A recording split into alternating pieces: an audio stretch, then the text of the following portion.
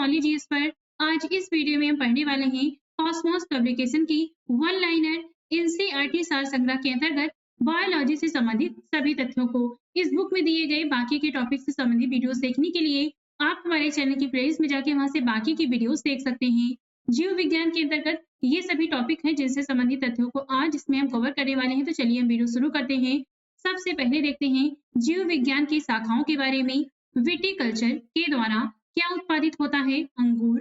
Gerontology के अंतर्गत वृद्धावस्था एवं आयु वृद्धि के प्रभाव का अध्ययन किया जाता है। वर्मी कल्चर में कौन सा कीट प्रयुक्त होता है? केचुआ।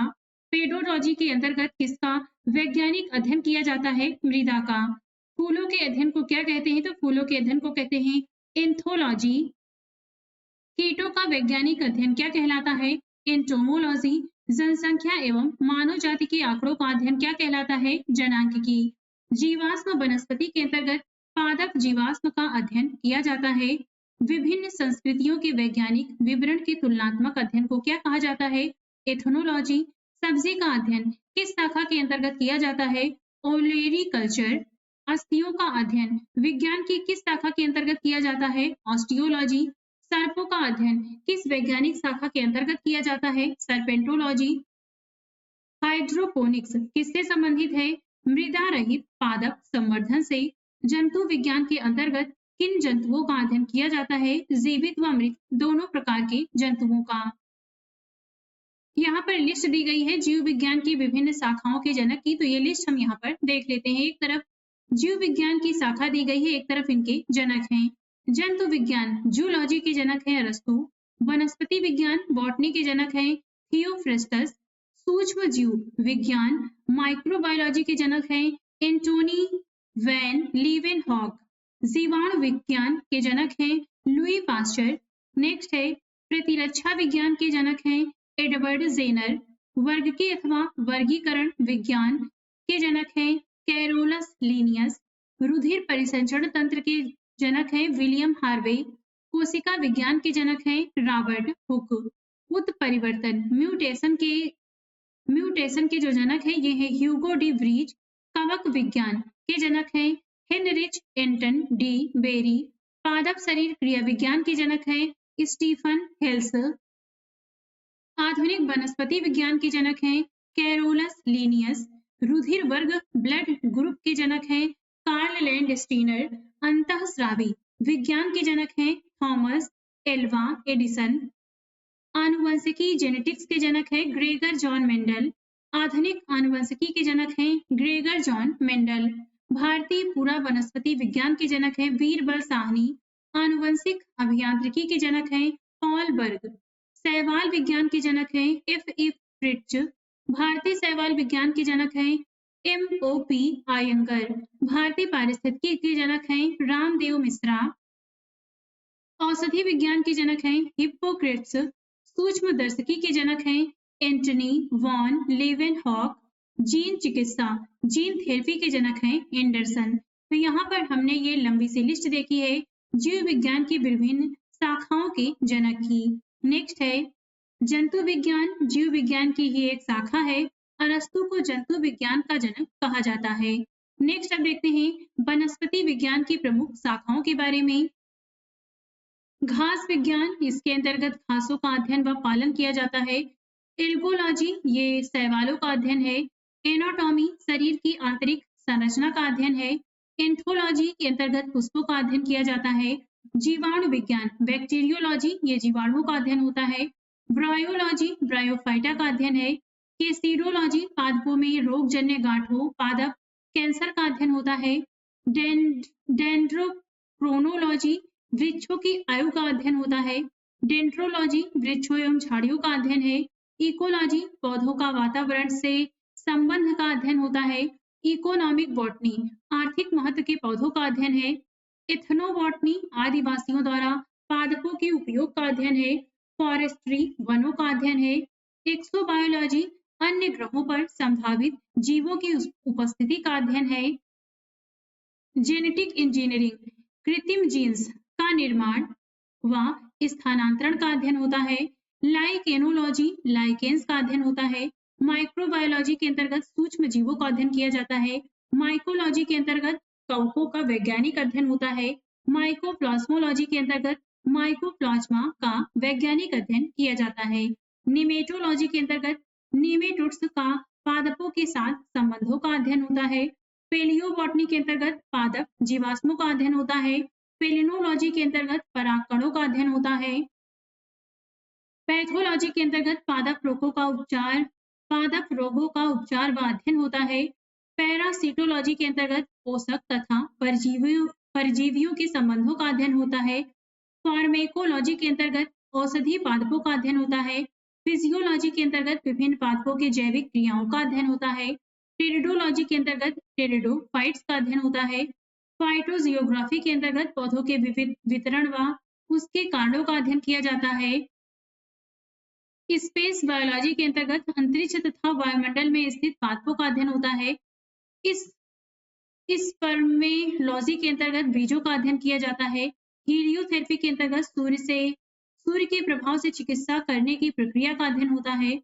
हाइड्रोपोनिक्स इस शाखा के अंतर्गत बिना मृदा के बागवानी की जाती है। तो यहाँ पर हमने ये लिस्ट देखी है वनस्पति विज्ञान की प्रमुख शाखाओं की। नेक्स्ट है, अब देखते हैं जंतु विज्ञान की प्रमुख शाखाओं के बारे में। एनाटॉमी, विच्छेदन के द्वारा शरीर एवं विविध अंगों की रचना का प्रदर्शन करना होता है। एंथ्रोपोलॉजी, मानव जाति के सांस्कृतिक विकास का अध्ययन है। इकोलॉजी, जैविक एवं अजैविक वातावरण से जीवों के विविध संबंधों का अध्ययन है। एंडोक्राइनोलॉजी, अंतःस्रावी तंत्रों का अध्ययन है। एम्ब्रायोलॉजी, भ्रूणीय संवर्धन का अध्ययन है। एंजाइमोलॉजी, उत्प्रेरकों का अध्ययन है। एंटोमोलॉजी, कीट पतंगों का अध्ययन है। जेनेटिक्स, जीवों के आनुवंशिक लक्षण एवं इनकी वंशागति का अध्ययन होता है। हीमेटोलॉजी के अंतर्गत रुधिर एवं रुधिर संबंधी रोगों का अध्ययन होता है। हर्पेटोलॉजी के अंतर्गत उभयचरों एवं सरीसृपों का अध्ययन होता है। मैमेलोलॉजी के अंतर्गत स्तनधारियों का अध्ययन किया जाता है। माइक्रोबायोलॉजी के अंतर्गत अति सूक्ष्म जीवों का अध्ययन होता है। न्यूरोलॉजी के अंतर्गत तंत्रिका तंत्र का अध्ययन किया जाता है। ओडोंटोलॉजी के अंतर्गत दंत विज्ञान संबंधी अध्ययन होते हैं। ऑर्निथोलॉजी के अंतर्गत पक्षियों का अध्ययन होता है। पैथोलॉजी के अंतर्गत रोगों की प्रकृति, लक्षणों एवं कारणों का अध्ययन किया जाता है। रेडियोलॉजी के अंतर्गत जीवों पर विकिरण का प्रभाव का अध्ययन किया जाता है। टैक्सोनॉमी के अंतर्गत जीव जातियों के नामकरण एवं वर्गीकरण का अध्ययन किया जाता है। तो यहाँ पर हमने लिस्ट देखी है जंतु विज्ञान की प्रमुख शाखाओं की। नेक्स्ट है, आयु वृद्धि के साथ जीवों में होने वाले परिवर्तनों का अध्ययन जरा विज्ञान कहलाता है। अब देखते हैं जीवन की उत्पत्ति से संबंधित प्रमुख सिद्धांत एवं जैव विकास के बारे में। जीव विज्ञान इवोल्यूशन को सर्वप्रथम किसने परिभाषित किया था? जीन बैप्टिस्ट डी लैमार्क ने। वैज्ञानिकों ने आधुनिक मनुष्य का अंतिम पूर्वज किसे माना है? क्रो-मैग्नन मानव को। वर्तमान प्रमाण के अनुसार पृथ्वी पर जीव का उद्गम लगभग 2 अरब वर्ष पूर्व से माना जाता है। विकासवाद का सिद्धांत थ्योरी ऑफ इवोल्यूशन किसने प्रतिपादित किया था? चार्ल्स डार्विन ने। उद्विकास का मुख्य कारण क्या है? प्राकृतिक वर्ण। उद्विकास के उत्परिवर्तन सिद्धांत का प्रतिपादन किसने किया था? ह्यूगो डी व्रीज ने। आर्कियोप्टेरिक्स जुरैसिक युग का सबसे प्राचीन पक्षी है जो सरीसृप व पक्षी वर्ग के मध्य की कड़ी है। मैमथ किस जीव का पूर्वज है? हाथी। पृथ्वी पर सबसे पहले किस जीव की उत्पत्ति मानी जाती है? नील हरित शैवाल की। शीत ऋतु में पशुओं के प्रसुप्ति काल को क्या कहते हैं? हाइबरनेशन। किस जीव में स्नायु तंत्र होता है परंतु मस्तिष्क नहीं होता है? तारामीन स्टारफिश में। जीवाणु में किस प्रकार के राइबोसोम पाए जाते हैं? 70 इस प्रकार के राइबोसोम्स। डायनासोर सरीसृप वर्ग में आते हैं जिनका उदय मेसोजोइक युग में हुआ था। नील हरित शैवाल जीवाणु तथा कवक में लवक नहीं पाए जाते बल्कि लोमिनी के आकार की कौन सी रचना पाई जाती है? तो ये है क्रोमेटोफोर्स। किन पौधों में जाइलम वाहिकाओं का अभाव होता है? अनावृत बीजी एवं टेरिडोफाइट्स में। 5 जगत वर्गीकरण किसने प्रस्तुत किया था? व्हीटेकर ने। जंपिंग जीन की खोज किसने किया था? मैंग। क्लिंटॉक ने। कौन से क्षार डीएनए तथा आरएनए दोनों में पाए जाते हैं? एडेनिन, गुआनिन तथा साइटोसिन। ऐसे कौन से उड़ने वाले जीव हैं जो पक्षी वर्ग में नहीं आते हैं? चमगादड़। चमगादड़ को उड़ने की चमगादड़ को उड़ने की क्षमता होते हुए भी पक्षी वर्ग के अंतर्गत नहीं शामिल किया गया है, बल्कि इसे स्तनपायी वर्ग में सम्मिलित किया गया है। वह समूह जिसके जंतु प्रायः रात्रिचर होते हैं, तो यह है मच्छर, चमगादड़ एवं उल्लू। कुछ साधारण नाम तथा उनके वैज्ञानिक नाम की लिस्ट देखते हैं। एक तरफ साधारण नाम दिया गया है, एक तरफ वैज्ञानिक नाम है। मानव का वैज्ञानिक नाम है होमो सैपियंस, तेंदुआ का पैंथेरा पार्डस, बाघ का होता है पैंथेरा टिग्रिस, शेर का पैंथेरा लियो, मटर का पायसम सटाइवम, बिल्ली का होता है वैज्ञानिक नाम तो ये है फेलिस कैटस, मेढक का होता है राना टिग्रीना, धान का ओराइवा सटाइवा, सरसों का ब्रेसिका कंप्रेस्टिस, चना का सिसिल एरिएचिनम, गेहूं का ट्रिटिकम एस्टिवम, गाय का होता है बॉस इंडिकस और आम का मैंगीफेरा इंडिका। तो यहाँ पर कुछ साधारण नाम और वैज्ञानिक नाम हमने देखा है। नेक्स्ट है प्रकाश संश्लेषण की प्रकाशिक एवं अप्रकाशिक अभिक्रिया क्लोरोप्लास्ट में कहाँ संपन्न होती है? क्रमशः ग्रेना एवं स्ट्रोमा में। मोलस्का संघ के कुछ जंतुओं में नीले या हरे रंग का रक्त किसके कारण होता है? हीमोसाइनिन के कारण। मानव हृदय का बायां निलय प्रकोष्ठ पूर्णतः ऑक्सीकृत रक्त को महाधमनी में और संपूर्ण शरीर में भेजता है। कवकों और उच्चतर पादपों की जड़ों के मध्य कौन सा कार्यात्मक साहचर्य पाया जाता है? कवक मूल। ईस्ट और मशरूम किस प्रकार के जीव हैं? फफूंद फंगी होते हैं। कपास में पाया जाने वाला प्रमुख घटक कौन सा है? सेल्यूलोज। लाइकेन किससे निर्मित होते हैं? कवकों एवं शैवालों से। जीवन चक्र की दृष्टि से पौधे का सबसे महत्वपूर्ण अंग कौन सा होता है? पुष्प। क्लोरोफिल के निर्माण में कौन सा तत्व महत्वपूर्ण होता है? मैग्नीशियम। अधिकांश कीट किसके द्वारा श्वसन करते हैं? वातक तंत्र के द्वारा। कुनैन आवृत्तबीजी पादप का उदाहरण है जो सिनकोना नामक पादप की छाल से प्राप्त किया जाता है तथा यह मलेरिया के उपचार के लिए प्रयोग किया जाता है। सेब में पाए जाने वाले लाल रंग का क्या कारण होता है? एंथोसाइनिन। टमाटर में लाल रंग किसके कारण उपस्थित होता है? लाइकोपीन की उपस्थिति के कारण। शहतूत के फल का वैज्ञानिक नाम क्या है? सोरोसिस। सर्पों की विष ग्रंथियां किस अंग के समान हैं? कशेरुकी प्राणियों की लाल ग्रंथियों के। निफेंथिस खसियाना नामक पौधा मुख्यतः भारत के किस राज्य में पाया जाता है? मेघालय में। चट्टानों पर उगने वाले पादप क्या कहलाते हैं? सैलोट भिद। घटपर्णी कीट भक्षी पादप के अंतर्गत आता है। इसकी पत्तियों के पड़ फलक घड़े में रूपांतरित हो जाते हैं। कौन सा प्राणी अपनी आंत में जल का संग्रह करता है? तो ये है ऊंट। सबसे बड़ा अकशेरुकी जीव कौन सा है? Colossal squid. लीची के फलों को किस शाखा के अंतर्गत रखा गया है? एक बीजी बेरी। हल्दी पौधे के तने स्टेम से प्राप्त होती है तथा उसका खाने वाला हिस्सा प्रकंद कहलाता है। लाल मिर्च किसकी उपस्थिति के कारण तीखी होती है?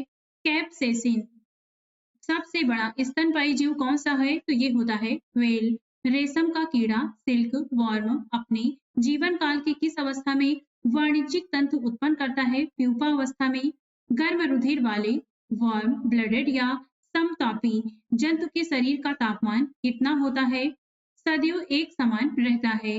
समुद्री घोड़ा सी हॉर्स किस प्रकार के जीव का उदाहरण है? मछली का। वह कौन सा स्तनपायी है जो अंडे देता है बच्चे नहीं? तो ये है एकिजना। जानने की इच्छा प्रकट करना तथा गूढ़ चिंतन व मनन करना मनुष्य को वानर गुरु से अलग करता है। मानव शरीर में पाई जाने वाली सबसे छोटी कोशिका कौन सी है? शुक्राणु। पुरुष सेरिवेलम की ग्रैन्युल सेल महिलाओं में ये होता है। सील किस वर्ग का प्राणी है? स्तनपायी। कॉर्क किस पेड़ से प्राप्त होती है? क्वेरकस। डाल्फिन किस वर्ग के अंतर्गत आते हैं? स्तनपायी। अफीम या फिर मॉर्फिन पोस्ते के पौधे के अधपके फल से प्राप्त होते हैं। गन्ने के रोपण में उसके किस भाग का प्रयोग किया जाता है? तने का। लहसुन की गंध का क्या कारण होता है? सल्फर यौगिक एलिमन की उपस्थिति के कारण। शुष्क जलवायु में अनुकूलित पेड़ पौधे को क्या कहते हैं? मरुद्भिद। जल एवं थल दोनों पर रहने वाले जीवों को उभयचर एम्फीबियन वर्ग के अंतर्गत रखा जाता है, जैसे मेढक होते हैं। अधिपादप अन्य पौधे पर क्यों निर्भर रहते हैं? यांत्रिक सहारे के लिए। टिक और माइट किस जीव वंश से संबंधित हैं? मकड़ी वंश से। जुगनू की चमक किस एंजाइम के कारण होती है? ल्यूसीफेरस के कारण। सन हेम्प रेसे किससे प्राप्त किए जाते हैं? फ्लोएम से। लेग हीमोग्लोबिन किसमें पाई जाती है? लेग्यूम मूल ग्रंथियों में। डार्विन की पुस्तक on the origin of species कब प्रकाशित की गई थी? वर्ष 1859 ईस्वी में। जैव विकास के पक्ष में किस स्रोत से प्रत्यक्ष प्रमाण प्राप्त होते हैं? जीवाश्मों से। जीवों के उद्विकास इवोल्यूशन के संदर्भ में कौन सा अनुक्रमण सही है? सैलामेंडर, अजगर और कंगारू। किन कशेरुकी जीवों में कंकाल पूर्णतः अनुपस्थित होता है? सरीसृप में। कॉकरोच और सिल्वर फिश में किस प्रकार का परिसंचरण तंत्र पाया जाता है? खुला परिसंचरण तंत्र। स्तनपायी भ्रूण के उत्सर्जनीय उत्पाद किसके द्वारा बाहर उत्सर्जित किए जाते हैं? अफरा के द्वारा। चमगादड़ कैसा प्राणी है? नियततापी प्राणी। विज्ञान की पैलियोंटोलॉजी नामक शाखा के अंतर्गत जीवाश्मों फॉसिल्स का अध्ययन किया जाता है। सबसे बड़ा पक्षी जो तेज गति से दौड़ सकता है परंतु उड़ नहीं सकता, ये है शुतुरमुर्ग। नमक युक्त मिट्टी में उगने वाले पादप नमक युक्त मिट्टी में उगने वाले पादप हेलोफाइट्स कहलाते हैं। इंटमीबा हिस्टोलिटिका नामक परजीवी मानव के किस अंग में पाया जाता है? आंत में। लिग्निन नामक पदार्थ जमा रहता है जाइलम ऊतक पर। डीएनए संश्लेषण तथा हिस्टोन प्रोटीन कोशिका चक्र की किस प्रावस्था में बनते हैं? इस प्रावस्था। डूबने से हुई मृत्यु का पता लगाने के लिए किस जीव का महत्व है? डाइटम का। पपीते का पीला रंग किस कारण से होता है? कैरिका ज़ैंथिन की उपस्थिति के कारण। पौधे के किस भाग से हल्दी प्राप्त होती है? तने से। किस शैवाल से आयोडीन का निर्माण होता है? लेमिनेरिया नामक शैवाल से। भूरी शैवाल है। वे जीवाणु जो वायुमंडलीय नाइट्रोजन को नाइट्रोजन के यौगिकों में परिवर्तित करते हैं वे क्या कहलाते हैं? नाइट्रोजन स्थिरीकरण जीवाणु। अधिक नमक वाले अचार में जीवाणु जीवित क्यों नहीं रह पाते? क्योंकि ये जीव द्रव्य कुंचित होकर मर जाते हैं। कवक कोशिका में संचित होने वाला खाद्य पदार्थ कौन सा है? ग्लाइकोजन। तालाबों और कुओं में किस जंतु को छोड़ने से मच्छरों को नियंत्रित करने में मदद मिलती है? Gambusia fish. बिस्फेनॉल ए क्या है? तो ये खाद्य संवेष्टन सामग्री के विकास के लिए प्रयोग में लाया जाने वाला रसायन है। मृदा के प्रयोग के बिना केवल जल एवं खनिज की सहायता से पौधे उगाने की विधि को हाइड्रोपोनिक्स कहा जाता है। प्रतिजैविक एंटीबायोटिक्स मुख्यतः किससे प्राप्त किए जाते हैं? जीवाणुओं से। इष्ट कोशिका में कौन सा मुख्य विकर उपस्थित होता है? जाइमेस। जब एक ही जीन दो या दो से अधिक भिन्न भिन्न लक्षणों को एक साथ नियंत्रित करती है तो इसे क्या कहा जाता है? बहुप्रभाविता का नियम। क्यूनीन अथवा कुनैन किसकी छाल से प्राप्त किया जाता है? सिंकोना की। मेंडल ने अपने वंशागति नियमों को प्रतिपादित करने में किस पौधे का प्रयोग किया था? गार्डन पी मटर का। ग्रेगर जॉन मेंडल, इनका समय है 1822 से 1884 ईस्वी। इनको आधुनिक आनुवंशिकी का जनक कहा जाता है। सूखा सहिष्णुता संबंधित हार्मोन है एब्सिसिक अम्ल। अधिकांश एंजाइम किस ताप पर सर्वाधिक सक्रिय होते हैं? 20 से 35 डिग्री सेल्सियस के मध्य। सीप, घोंघा, स्क्विड, कौड़ी, ऑक्टोपस, कटल फिश आदि मोलस्का संघ के प्रमुख जीव हैं। अब देखते हैं कोशिका सेल के बारे में। जैव कोशिका के किस कोशिकांग को ऊर्जा घर कहा जाता है? माइटोकॉन्ड्रिया। हमारे तंत्र में अधिकतम एटीपी अणुओं को उत्पन्न करने वाले पद का नाम क्रिप्स चक्र है। प्लाज्मा झिल्ली किन पदार्थों से बनी होती है? तो ये प्रोटीन तथा लिपिड से बनती है। मानव शरीर के किस अंग में लसिका कोशिकाएं पाई जाती हैं? प्लीहा में। किस जीव में लिंग गुणसूत्र नहीं पाए जाते? छिपकली में। जंत कोशिका में अनुपस्थित होती है सेल वॉल कोशिका भित्ति। पीट पिंड कहाँ पाई जाती है? अंडाशय में। प्रक्रमित कोशिका मृत्यु के कोशिकी और आणविक नियंत्रण को क्या कहते हैं? एपोप्टोसिस। नेक्स्ट है केंद्रक के अतिरिक्त कोशिका के किस कोशिकांग में डीएनए उपस्थित होता है? हरित लवक तथा माइटोकॉन्ड्रिया में। किसे कोशिका की पाचन थैली कहते हैं? लाइसोसोम को। मनुष्य के किस ऊतक टिश्यू में जन्म के पश्चात कोशिका विभाजन नहीं होता है? तंत्रिका ऊतक में। कौन सा भाग पादप तथा जंतु कोशिका में पाया जाता है? कोशिका झिल्ली, कोशिका द्रव्य केंद्रक। हाइपरप्लासिया का क्या अर्थ होता है? कोशिका के आकार में वृद्धि होना। जीन शब्द सर्वप्रथम किसने प्रतिपादित किया था? जोहानसन ने। रिवर्स प्रतिलेखन की खोज किसने किया था? टेमिन एवं वाल्टी मोर ने। जब एक युग्म जीन दूसरे इकाई के प्रभाव को छुपाता है तो इस प्रक्रिया को क्या कहते हैं? प्रभाविता। कोशिका का जीवित अंश जीव द्रव्य कहलाता है। यह किससे मिलकर बनता है? कोशिका द्रव्य केंद्रक द्रव्य से। कौन सा कोशिकांग प्रोटीन संश्लेषण में सहायता करता है? राइबोसोम। मानव शरीर में गुणसूत्रों की संख्या कितनी होती है? 46। कौन सा तत्व पौधों की कोशिका भित्ति की संरचना का घटक होता है? कैल्शियम। सबसे छोटी जीवित कोशिका कौन सी है? माइकोप्लाज्मा। किसे जीवन का भौतिक आधार माना जाता है? जीव द्रव्य को। कौन सा कोशिकांग केवल वनस्पति कोशिका में ही उपस्थित होता है? हरित लवक। द्विनाम पद्धति के जन्मदाता कौन थे? Carolus Linnaeus. दो कोशिकाओं के मध्य पदार्थों का आवागमन किसके माध्यम से होता है? जीव द्रव्य तंतु के। किस तत्व के कोशिकाओं में एकत्रित होने से रंध्र खुल जाते हैं? पोटेशियम। किस कोशिकांग को ट्रैफिक पुलिस की संज्ञा प्रदान की जाती है? गोल्जी गाय को। प्लाज्मा झिल्ली किस पदार्थ से बना होता है? लाइपोप्रोटीन से। प्लाज्मा झिल्ली की संरचना का यूनिट मेम्ब्रेन मॉडल किसने प्रस्तुत किया? रॉबर्टसन ने वर्ष 1959 में। कोशिका भित्ति की संरचना कैसी होती है? पारगम्य होती है। कुछ महत्वपूर्ण पॉइंट दिए गए हैं तो ये देख लेते हैं। विश्व की सबसे छोटी कोशिका है माइकोप्लाज्मा गैलीसेप्टिकम। विश्व की सबसे बड़ी कोशिका होती है शुतुरमुर्ग का अंडा। मानव की सबसे छोटी कोशिका है सेरिबेलम की ग्रैन्यूल सेल। मानव शरीर की सबसे बड़ी कोशिका है अंडाणु, केवल स्त्रियों में पाई जाती है। मानव शरीर की सबसे लंबी कोशिका होती है न्यूरॉन। पुरुषों में सबसे छोटी कोशिका होती है शुक्राणु। सबसे बड़ी पादप कोशिका ये का, काले कालेर्पोटैक्सीफोलिया है। तो यहाँ पर हमने कुछ महत्वपूर्ण पॉइंट देखे हैं। नेक्स्ट है पुरुषों के शुक्राणु तथा महिलाओं के अंडाणु की निषेचन की क्रिया अंडवाहिनी में संपन्न होती है। अब देखते हैं पोषण के बारे में। मानव शरीर में किस पोषक तत्व की कमी के कारण शारीरिक वृद्धि धीमी होती है? प्रोटीन। विटामिन ए का मुख्य स्रोत क्या है? तो ये है गाजर। प्रोटीन एवं वसा दोनों की प्रचुरता किस खाद्य पदार्थ में होती है? मूंगफली में।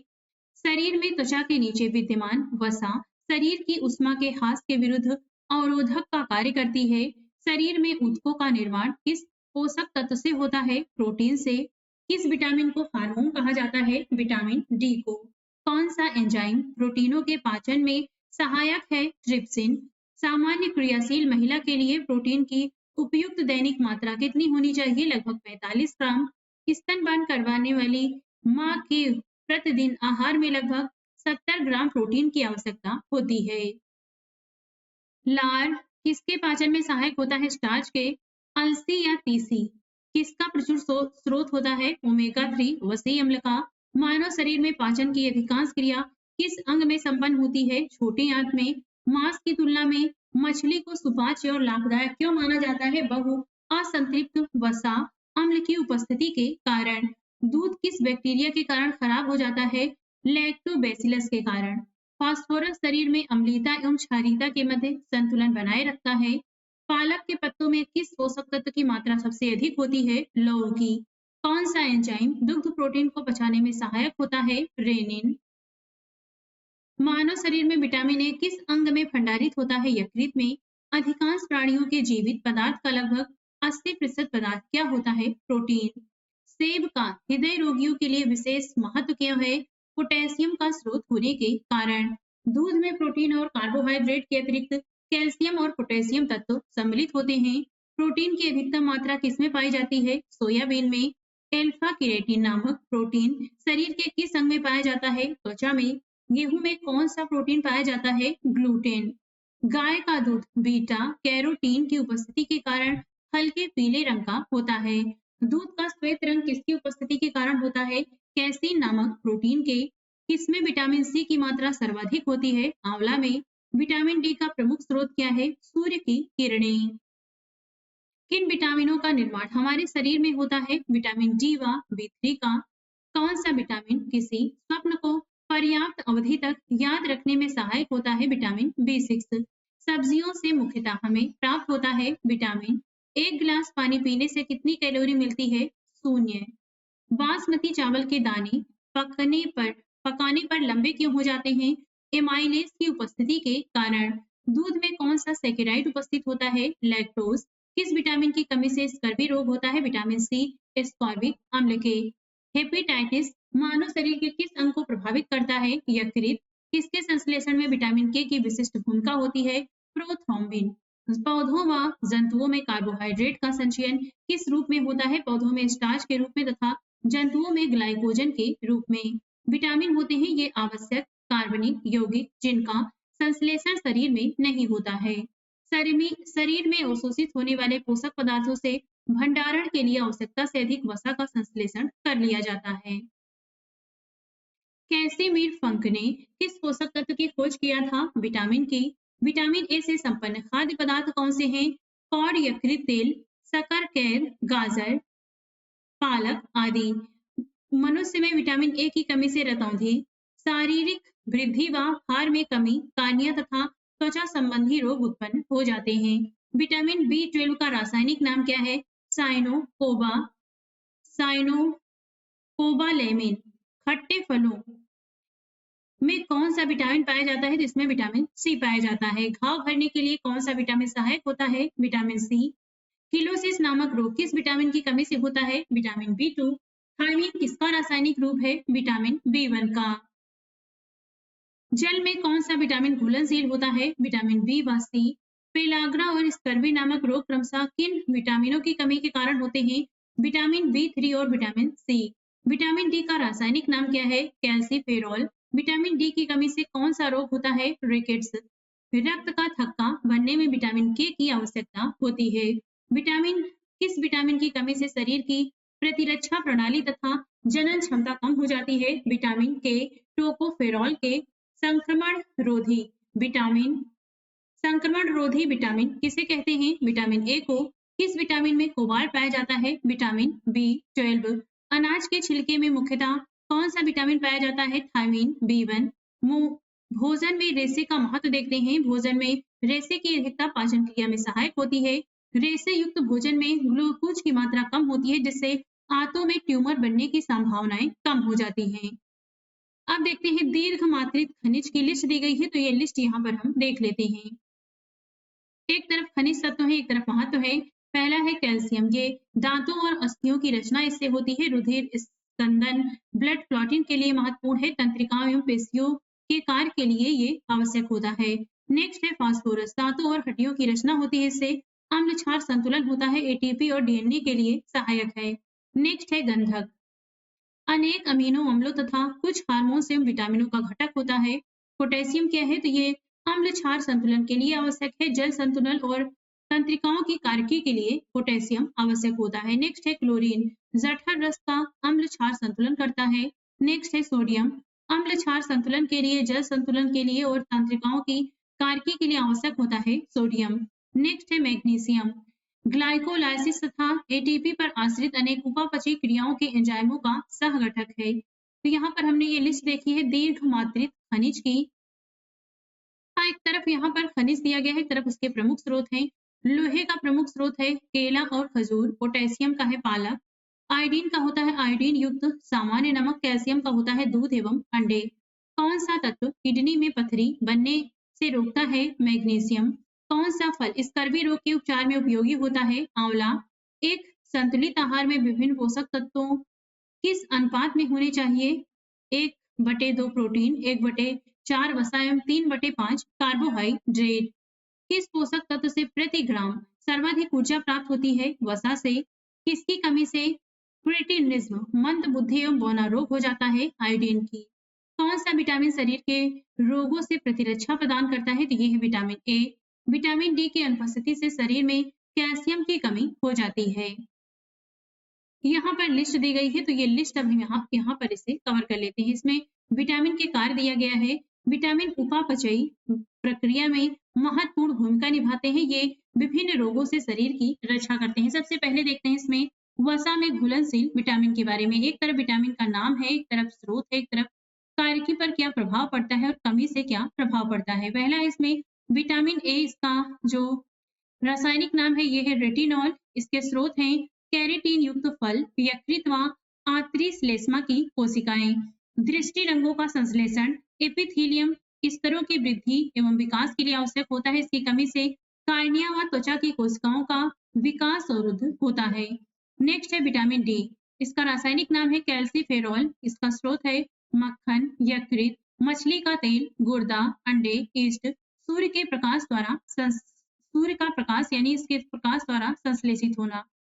इसका प्रभाव क्या पड़ता है तो कैल्शियम और फास्फोरस का उपापचय और हड्डियों और दांतों की वृद्धि के लिए आवश्यक होता है विटामिन डी। इसकी कमी से सूखा रोग होता है, वयस्कों में रिकेट्स, बच्चों में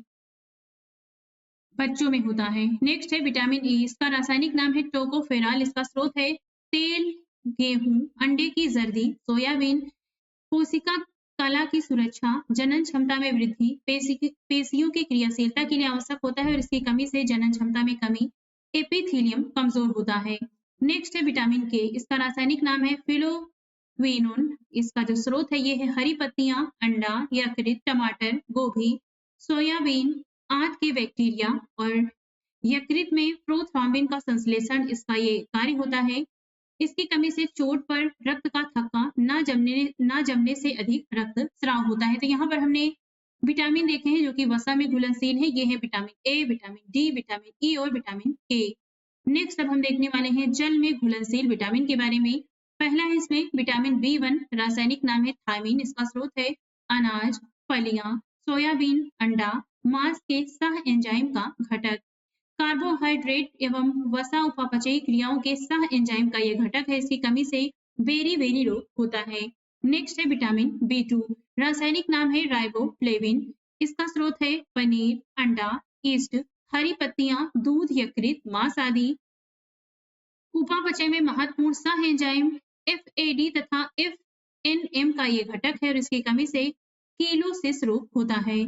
नेक्स्ट है विटामिन बी3। रासायनिक नाम है नियासिन, निकोटिनिक अम्ल। इसका स्रोत है ईस्ट, मांस, यकृत, मछली, अंडा, दूध, मटर, मेवा और फलियां। उपापचय में महत्वपूर्ण सह एंजाइम एनएडी तथा एनएडीपी का यह घटक है और इसकी कमी से पेलाग्रा रोग होता है। नेक्स्ट है विटामिन बी5। इसका रासायनिक नाम है पेंटोथेनिक अम्ल और इसका स्रोत है अंडा, यकृत, मांस, दूध, टमाटर, मूंगफली, गन्ना। कैटाबोलिज्म में महत्वपूर्ण सह एंजाइम ए का ये घटक होता है और इसकी कमी से चर्म रोग होता है, वृद्धि कम होती है, बाल सफेद होते हैं, जनन क्षमता कम होता है। नेक्स्ट है विटामिन बी6। रासायनिक नाम है पायरिडॉक्सिन। इसका स्रोत है दूध, ईस्ट, अनाज, मांस, यकृत। अमीनो अम्ल के उपापचय में सह एंजाइम होता है। इसकी कमी से रक्त क्षीणता, चर्म रोग, पेशी ऐंठन होता है। नेक्स्ट है यहाँ पर विटामिन बी7 बायोटिन। इसका स्रोत है मांस, गेहूं, अंडा, मूंगफली, चॉकलेट, सब्जी, फल। वसे एवं अमीनो अम्लों सहित कई अन्य पदार्थों का संश्लेषण करता है। इसकी कमी से चर्म रोग, बालों का झड़ना होता है। नेक्स्ट है विटामिन बी9 फॉलिक अम्ल समूह। इसका रासायनिक नाम है, इसका स्रोत है हरी पत्तियां, यकृत, सोयाबीन, ईस्ट, फलियां। इसकी जो कमी है, इसकी कमी से रक्त क्षीणता, वृद्ध में कमी होती है और इसका कार्य है वृद्धि रुधिराणुओं का निर्माण करना, डीएनए का संश्लेषण करना। नेक्स्ट है विटामिन बी12। इसका रासायनिक नाम है साइनोकोबालामिन। इसका स्रोत है मांस, मछली, यकृत, अंडा, दूध, आंत के बैक्टीरिया, वृद्धि रुधिराणुओं का निर्माण करना, न्यूक्लिक अम्लों का संश्लेषण करना इसके कार्य है। इसकी कमी से रक्त क्षीणता, तंत्रिका तंत्र का विकार होता है। नेक्स्ट है विटामिन सी। रासायनिक नाम है स्कॉर्बिक अम्ल। इसका जो स्रोत है ये है आंवला, नींबू, खट्टे फल, टमाटर, सब्जियां, आलू और अन्य फल। अंतराकोशिकी सीमेंट, कोलेजन तंतुओं, हड्डियों के मैट्रिक्स के लिए आवश्यक होता है। इसकी कमी से स्कर्वी रोग, मसूड़ों से सूजन एवं रक्त आना होता है। तो यहाँ पर हमने ये विटामिन देख चुके हैं। पहले हमने वसा में घुलनशील विटामिन देखा जो कि है विटामिन ए, vitamin D, vitamin E, vitamin के। इसके बाद हमने देखा है जल में घुलनशील विटामिन जो कि है विटामिन बी और विटामिन सी। विटामिन के का रासायनिक नाम फिनोक्विनोन है जिसका कार्य रक्त स्कंदन करना तथा यकृत में प्रोथ्रोम्बिन का निर्माण करना है। अब देखते हैं पादपों में अकारिकी के बारे में। पादपों में किस संरचना के द्वारा जल ऊपर चढ़ता है? जाइलम के द्वारा। एक बीज किसके अभाव में अंकुरित हो सकता है? पर्याप्त प्रकाश के। प्रकाश संश्लेषण की दर किस प्रकाश में अधिक होती है? लाल रंग में। जीवाणुओं द्वारा नाइट्रेट को वायुमंडलीय नाइट्रोजन में परिवर्तित करने की प्रक्रिया क्या कहलाती है? विनाइट्रीकरण। किस क्रिया के दौरान सौर ऊर्जा रासायनिक ऊर्जा में परिवर्तित हो जाती है? प्रकाश संश्लेषण। वृद्धिरोधक के रूप में कार्य करते हैं एब्सिसिक अम्ल व इथाइलिन। पुष्पित पौधों के बीज किसके बने होते हैं? भ्रूण, खाद्य संग्रह तथा आवरण से। प्रकाश संश्लेषण पादप किस कोशिका में होता है? क्लोरोप्लास्ट में। यदि हम कछुए अथवा जोंक पर नमक छिड़कते हैं तो वह क्यों मर जाते हैं? परासरण प्रघात के कारण। कौन सी फसल मिट्टी को अतिरिक्त नाइट्रोजन प्रदान करती है? मटर। कौन सा तत्व पौधे के विकास में आवश्यक नहीं है? सोडियम। वर्मी कंपोस्ट क्या है? कार्बनिक जैव उर्वरक। किस पौधे को औषधिक भारतीय चिकित्सक कहा जाता है? आंवले को। अफीम पौधे के किस भाग से प्राप्त किया जाता है? फूल से। सबसे पहले बनने वाले प्राथमिक जाइलम तत्व को क्या कहते हैं? प्रोटोजाइलम। कॉफी पौधे के किस भाग से प्राप्त होती है? बीज से। रेशम के कीट सामान्यतः किस पेड़ पर पाले जाते हैं? शहतूत के। भूमि की उर्वरता को घटाने वाला जीवाणु कौन सा है? थायोबैसिलस डिनाइट्रिफिकेंस। जीवाणु में प्रकाश संश्लेषण क्रिया में हाइड्रोजन दाता सामान्यतः कौन होता है? Hydrogen sulphide. किस समूह के पौधों के जीवन चक्र में दो स्वतंत्र पीढ़ियों का एकांतर होता है? टेरिडोफाइट्स में। वायु प्रदूषण के सूचक होते हैं लाइकेन। अंडाशय विहीन पुष्पोद्भिद क्या कहलाते हैं? जिम्नोस्पर्म। बरगद की शाखाओं से निकलने वाली जड़ों को क्या कहा जाता है? स्तंभ मूल। परजीवी पौधे अपने पोष पोषद होस्ट से किस अंग द्वारा भोजन का अवशोषण करते हैं? चूसकांग के द्वारा। किस प्रकार के पौधों की जड़ों में द्वितीयक वृद्धि पाई जाती है? द्विबीजपत्री पौधों में। नागफनी में पत्तियां किसमें रूपांतरित होती हैं? कांटों में। गेहूं, धान एवं जौ में कैसी जड़ें पाई जाती हैं? तंतुमय जड़ें। रेशेदार जड़ तंत्र किन पौधों में पाया जाता है? प्रायः एक बीजपत्री पौधों में। कौन सा मरुद्भिद पौधा उत्तर प्रदेश के मैदानी क्षेत्रों में पाया जाता है? एकेसिया। पुष्प का सहायक अंग किसे कहा जाता है? बाह्य दलपुंज एवं दलपुंज को। एक तरफ पादप दिया गया है, एक तरफ प्रयोग योग्य भाग है। लहसुन और प्याज का यूज किया जाता है इसमें। सल्क कंद का हल्दी और अदरक का प्रकंद प्रयोग में आता है। अरबी जिमी कंद का घनकंद प्रयोग में आता है और आलू का कंद स्तंभ कंद प्रयोग योग्य भाग होता है। हार्मोन्स विकर एंजाइम से भिन्न है क्योंकि हार्मोन्स उपापचयी क्रियाओं में पूर्णतया उपयुक्त होते हैं। जीवाणु में प्रकाश संश्लेषण उच्च पादपों से भिन्न होता है क्योंकि इनमें O2 का निष्कासन नहीं होता है। प्याज किसका परिवर्तित रूप है? तने का। प्रकाश संश्लेषण की क्रिया। प्रकाश संश्लेषण की प्रक्रिया केवल दृश्य प्रकाश में होती है। अब देखते हैं कंकाल तंत्र के बारे में। मानव भ्रूण में हृदय स्पंदन कब प्रारंभ होता है? विकास के चौथे पांचवें सप्ताह में। मनुष्य की खोपड़ी में कितनी अस्थियां होती हैं? 29। प्रतिवर्ती क्रियाओं का नियंत्रण केंद्र कहाँ स्थित होता है? कशेरुक रज्जु में। वयस्क मानव में कितनी अस्थियां होती हैं? 206 अस्थियां। नाखून काटते समय दर्द नहीं होता क्योंकि नाखून मृत कोशिकाओं के द्रव्य द्वारा बने होते हैं जिनमें रक्त संचरण नहीं होता है। हमारे शरीर का सबसे दृढ़ भाग कौन सा है? दंत वल्क। शल्क क्रिया में आर्थोप्लास्टी का क्या कार्य है? जोड़ का प्रतिस्थापन करना। मानव शरीर में सबसे छोटी हड्डी कान की होती है जिसे स्टेपिस कहा जाता है। मानव शरीर की सबसे बड़ी अस्थि कौन सी होती है? फीमर। कशेरुक रज्जु में कितनी जोड़ी तंत्रिकाएं होती हैं? 31 जोड़ी। मनुष्य के शरीर में पसलियों के कितने जोड़े पाए जाते हैं? तो टोटल 12 जोड़े। मानव शरीर के डिंब वाहिनी नली में शुक्राणु डिंब को निषेचित करते हैं। वयस्क मानव के शरीर में जल का प्रतिशत कितना होता है? 65%। अस्थि एवं तंत्र अस्थि एवं दंत निर्माण हेतु क्या आवश्यक होता है? कैल्शियम और फास्फोरस। मानव शरीर की सबसे मजबूत पेशियां कौन सी होती हैं? जबड़ों की। परिवर्धनशील भ्रूण की शुष्कन से कौन रक्षा करता है? उर्व। मानव के जीवन काल में कितने दांत को दो बार विकसित मानव के जीवन काल में कितने दांत दो बार विकसित होते हैं? 20 दांत। मानव शरीर की सबसे बड़ी गुहा कौन सी होती है? कोलम या स्प्लैनिक गुहा। त्वचा पर चोट लगने के बाद इसका पुनरुद्भवन किसके द्वारा किया जाता है? घनाकार उपकला के द्वारा। कंडरा किसको जोड़ती है? पेशी को अस्थि से। स्नायु किसको जोड़ता है? अस्थि को अस्थि से। स्नायु एवं कंडराएं कैसे ऊतक हैं? संयोजी ऊतक। स्तनियों की अस्थि उपास्थि से भिन्न कैसे होती है? हैवर्सियन नलिकाओं के कारण। अस्थि का मैट्रिक्स किस प्रोटीन का बना होता है? ओसीन का। अस्थियों को कठोर बनाने वाले लवण मुख्यतः क्या होते हैं? कैल्शियम और मैग्नीशियम के फॉस्फेट। लसिका में किन रुधिराणुओं की अनुपस्थिति होती है? लाल रुधिराणु की, आरबीसी की। कौन सा प्रोटीन त्वचा, बाल, नाखून, सींग तथा खुर के निर्माण में सहायक होता है? कीरेटिन। अस्थियों में कौन सा प्रोटीन पाया जाता है? ओसीन। अस्थियों में मुख्यतः कौन से अकार्बनिक पदार्थ पाए जाते हैं? कैल्शियम तथा मैग्नीशियम फॉस्फेट। मज्जा गुहा का निर्माण किस प्रकार की कोशिकाएं करती हैं? ऑस्टियोक्लास्ट। अस्थियों का निर्माण किन ऊतकों से होता है? संयोजी ऊतक से। शिशुओं में कुल कितनी अस्थियां पाई जाती हैं? 300। मानव शरीर के किस अंग में सबसे अधिक अस्थियों की संख्या होती है? हाथ में।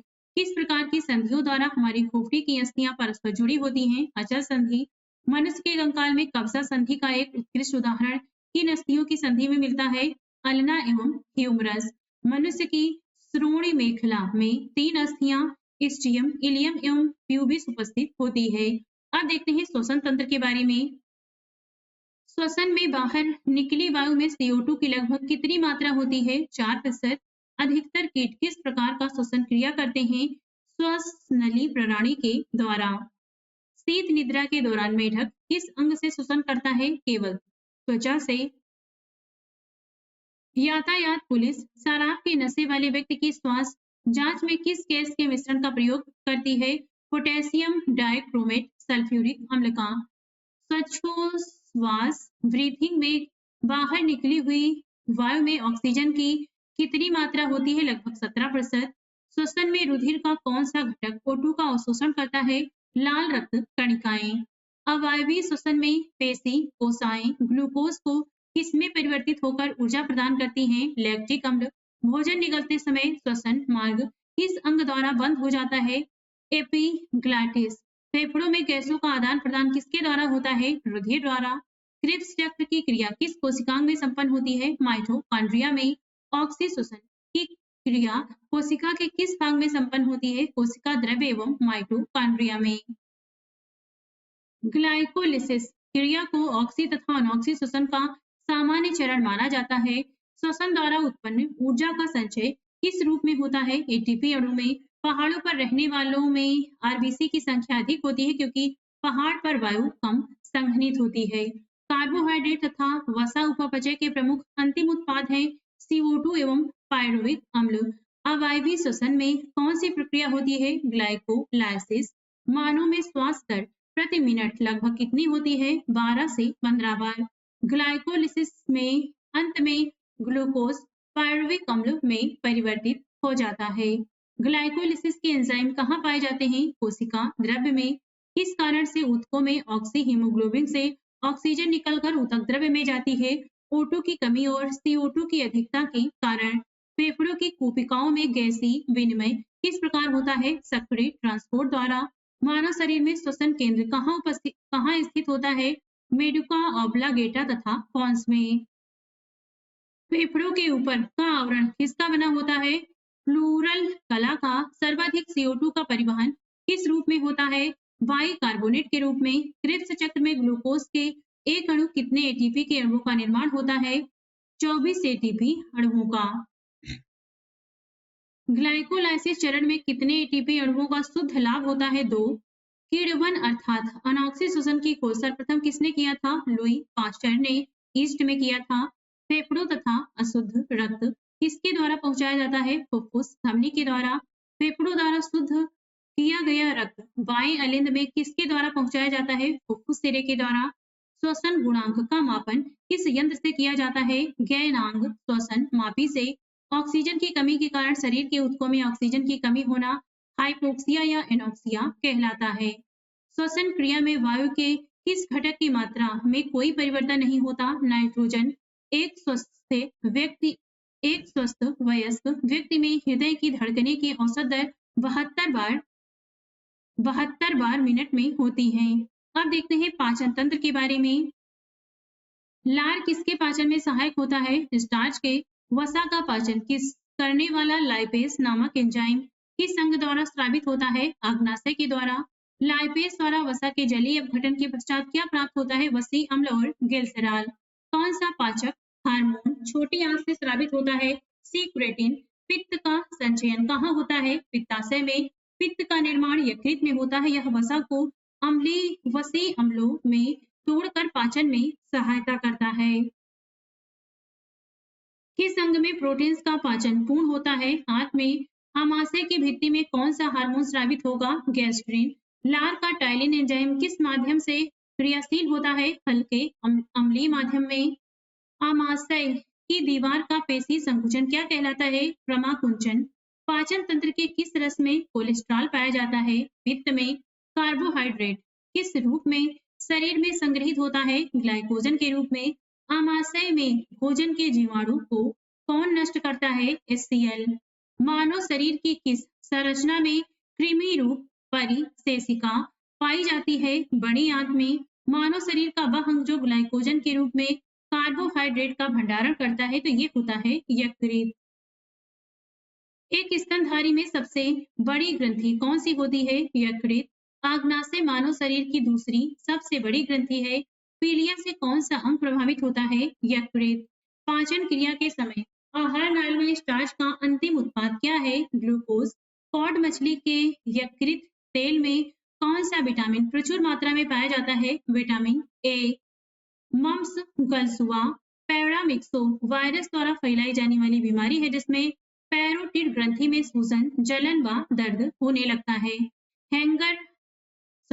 लैंगर-हैंस की द्वीपिकाएं किस अंग में उपस्थित होती हैं? अग्नाशय में। मानव शरीर में किस अंग में हार्मोनों के साथ साथ पाचन एंजाइमों का श्रावण भी होता है? तो ये है अग्नाशय। जठर ग्रंथियां किस अंग में पाई जाती हैं? आमाशय में। यकृत द्वारा किस प्रोटीन का संश्लेषण व संग्रह किया जाता है? फाइब्रिनोजेन एवं प्रोथ्राम्बिन का। यकृत में उपस्थित कौन सा पदार्थ मानव शरीर में रक्त को जमने से रोकता है? हिपैरिन। लंबे समय तक उपवास रखने का सर्वाधिक प्रभाव शरीर के किस अंग पर पड़ता है? वृक्क, किडनी पर। मानव शरीर में पाचन का अधिकांश भाग किस अंग में संपन्न होता है? छोटी आंत में। मानव शरीर में छोटी आंत होती है और शोषण के लिए मानव शिशु के जन्म लेने के 6 महीने पश्चात दांत निकलना प्रारंभ होते हैं। किस अंग के द्वारा रक्त से यूरिया पृथक किया जाता है? वृक्क से। इंसुलिन में कौन सी धातु उपस्थित होती है? जस्ता। मानव शिशुओं में सर्वप्रथम मध्यवर्ती इनसाइडर दांत निकलता है।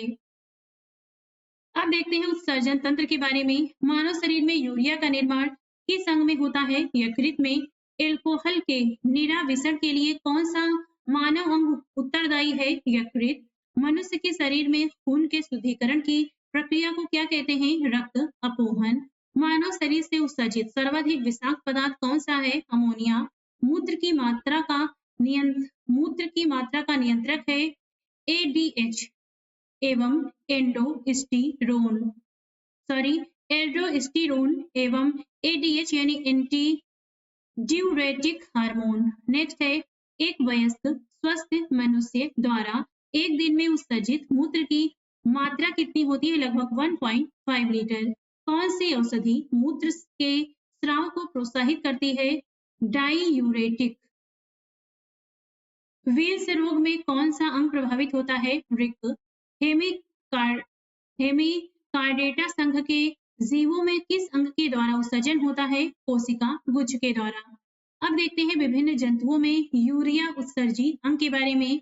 मनुष्य में वृक्क होता है। अमीबा में त्वचा सतह व रिक्तिका। केचुए में मुख्य उत्सर्जी अंग होता है उत्सर्जिकाएं। झींगा मछली में हरित ग्रंथियां। पीता कृमि में फ्लेम कोशिकाएं।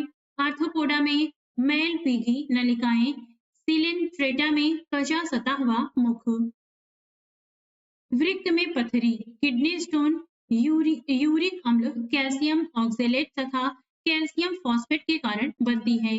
नेक्स्ट है गुर्दे की कार्यात्मक इकाई क्या है? नेफ्रॉन। नाखूनों में कौन सा प्रोटीन पाया जाता है? केराटिन। वृक्कों के काम ना करने पर रक्त में यूरिया की मात्रा बढ़ जाती है, इसे कहते हैं यूरीमिया। मनुष्य में किस प्रकार का उत्सर्जन पाया जाता है? यूरियोटेलिक उत्सर्जन। यूरोक्रोम का निर्माण कैसे होता है? लाल रुधिर कणिकाओं के हीमोग्लोबिन से। वृक्क किडनी के प्रति मिनट औसत रक्त प्रवाह, वृक्क से प्रति मिनट औसत रक्त प्रवाह कितना होता है? 1 से लेके 1.2 लीटर प्रति मीटर। वृक्क की नलिकाओं के दूरस्थ कुंडलित भाग से मुख्यतः किसका पुनरावशोषण होता है? सोडियम क्लोराइड का। वृक्क के चारों ओर पाए जाने वाले झिल्ली नुमा आवरण को क्या कहते हैं? पेरिटोनियम।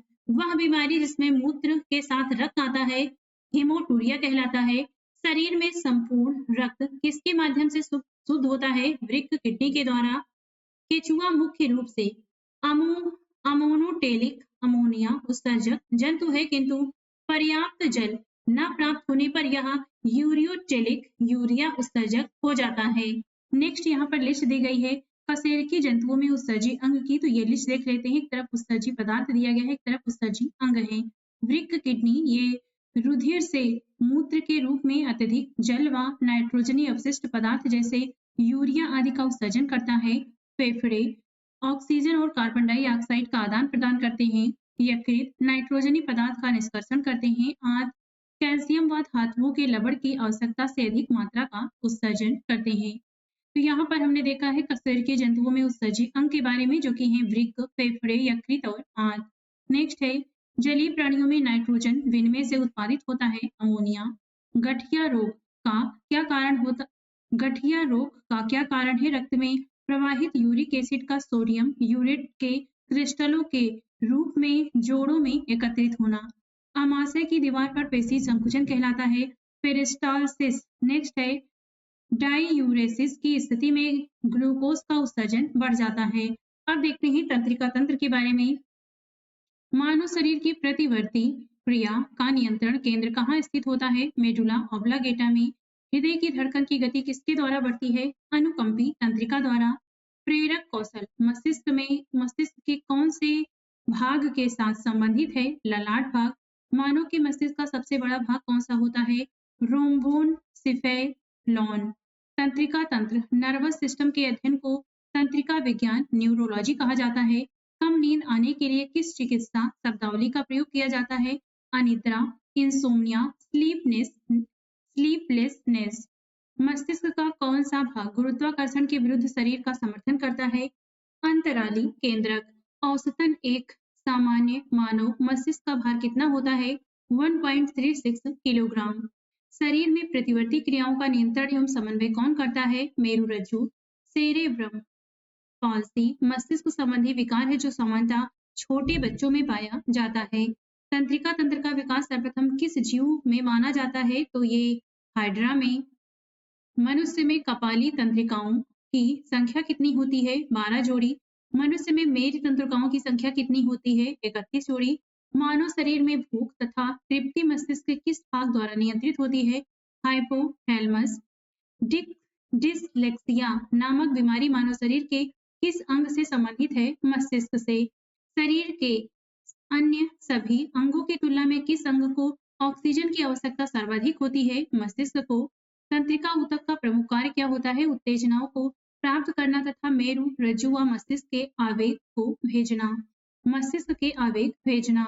भोजन ग्रहण के पश्चात आहार नाल की तरंग गति और इसके दीवार की ग्रंथियों के श्रावण का उत्तेजन किस तंत्र द्वारा होता है? परानुकंपी तंत्र। कौन से तंत्र हमारे शरीर में समन्वय का कार्य करते हैं? तंत्रिका एवं अंतःस्रावी तंत्र। जो मनुष्य यह नहीं समझ पाता कि कब उसे भोजन करना रोक देना चाहिए, वह किस रोग से पीड़ित होता है? बुलिमिया से। जैविक घड़ी बायोलॉजिकल क्लॉक मानव शरीर के किस अंग में स्थित होती है? हाइपोथैलेमस में। एपिथैलेमस किन ग्रंथियों से निर्मित होता है? पिनियल ग्रंथि, हैविन्यूला। मानव शरीर का कौन सा भाग अल्जाइमर रोग से प्रभावित होता है? मस्तिष्क। मांसपेशियों के रेशे में आवेग संचरण के लिए किस पदार्थ की आवश्यकता है? सोडियम। मनुष्य का मस्तिष्क कितने भागों में विभाजित होता है? 3। Cerebrum, cerebellum, brain stem. Neuron का बाहर निकला हुआ लंबा भाग क्या कहलाता है? तंत्रिकाक्ष। तंत्रिका कोशिकाओं के तंत्रिकाक्ष के चारों ओर किस पदार्थ का आवरण पाया जाता है? मेलिन का। सुई चुभोने पर किस अंग में पीड़ा का अनुभव नहीं होगा? मस्तिष्क में। मानव के जन्म के पश्चात किस अंग में कोशिका विभाजन नहीं होता है? तंत्रिका कोशिका में। चिकित्सा उपकरण की लिस्ट देखते हैं। सीटी स्कैन शरीर में असामान्यता के लिए होता है। इलेक्ट्रोकार्डियोग्राफ हृदय में विकार का पता लगाने के लिए। ऑटो एनालाइजर जैव रासायनिक तत्वों की जांच में प्रयोग होता है और पेसमेकर हृदय की गति नियंत्रित करने में इनका प्रयोग किया जाता है। तो ये चिकित्सा उपकरण है और इस तरफ उपयोग है, जिसमें सिटी स्कैन का उपयोग शरीर में असामान्यता के लिए किया जाता है। नेक्स्ट है, मानव मस्तिष्क का कौन सा भाग वृद्धि, स्मृति और तर्क का केंद्र होता है? सेरिब्रम। दो तंत्रिका कोशिकाओं के मिलन को क्या कहते हैं? सिनेप्स। प्रतिवर्ती क्रियाओं की खोज सर्वप्रथम मार्शल हॉल ने किया था। अब देखते हैं रक्त परिसंचरण तंत्र के बारे में। मानव शरीर में कौन सी रक्त कोशिकाएं संक्रमण से शरीर की रक्षा करती हैं? श्वेत रक्त कणिकाएं। किस रक्त समूह का व्यक्ति सर्वदाता होता है? वो समूह। हीमोग्लोबिन मानव रक्त में पाया जाने वाला पदार्थ है जिसका मुख्य कार्य ऑक्सीजन का परिवहन करना है। वृद्ध व्यक्ति का रक्त दाब सामान्यता बढ़ जाता है। एक सामान्य व्यक्ति के रक्त का औसत पीएच मान कितना होता है? 7.35 से 7.45 पीएच तक। रक्त समूहों ब्लड ग्रुप के खोजकर्ता कौन थे? Karl land Steiner. आरएच कारक का नाम किस जंतु से संबंधित है? बंदर से। एबी रक्त वर्ग का व्यक्ति किसी भी रक्त वर्ग के व्यक्ति का रक्त ले सकता है, इसलिए इन्हें सार्वभौमिक प्राप्तकर्ता कहा जाता है। श्वेत रुधिर कणिकाओं का प्रमुख कार्य होता है शरीर की प्रतिरक्षा करना।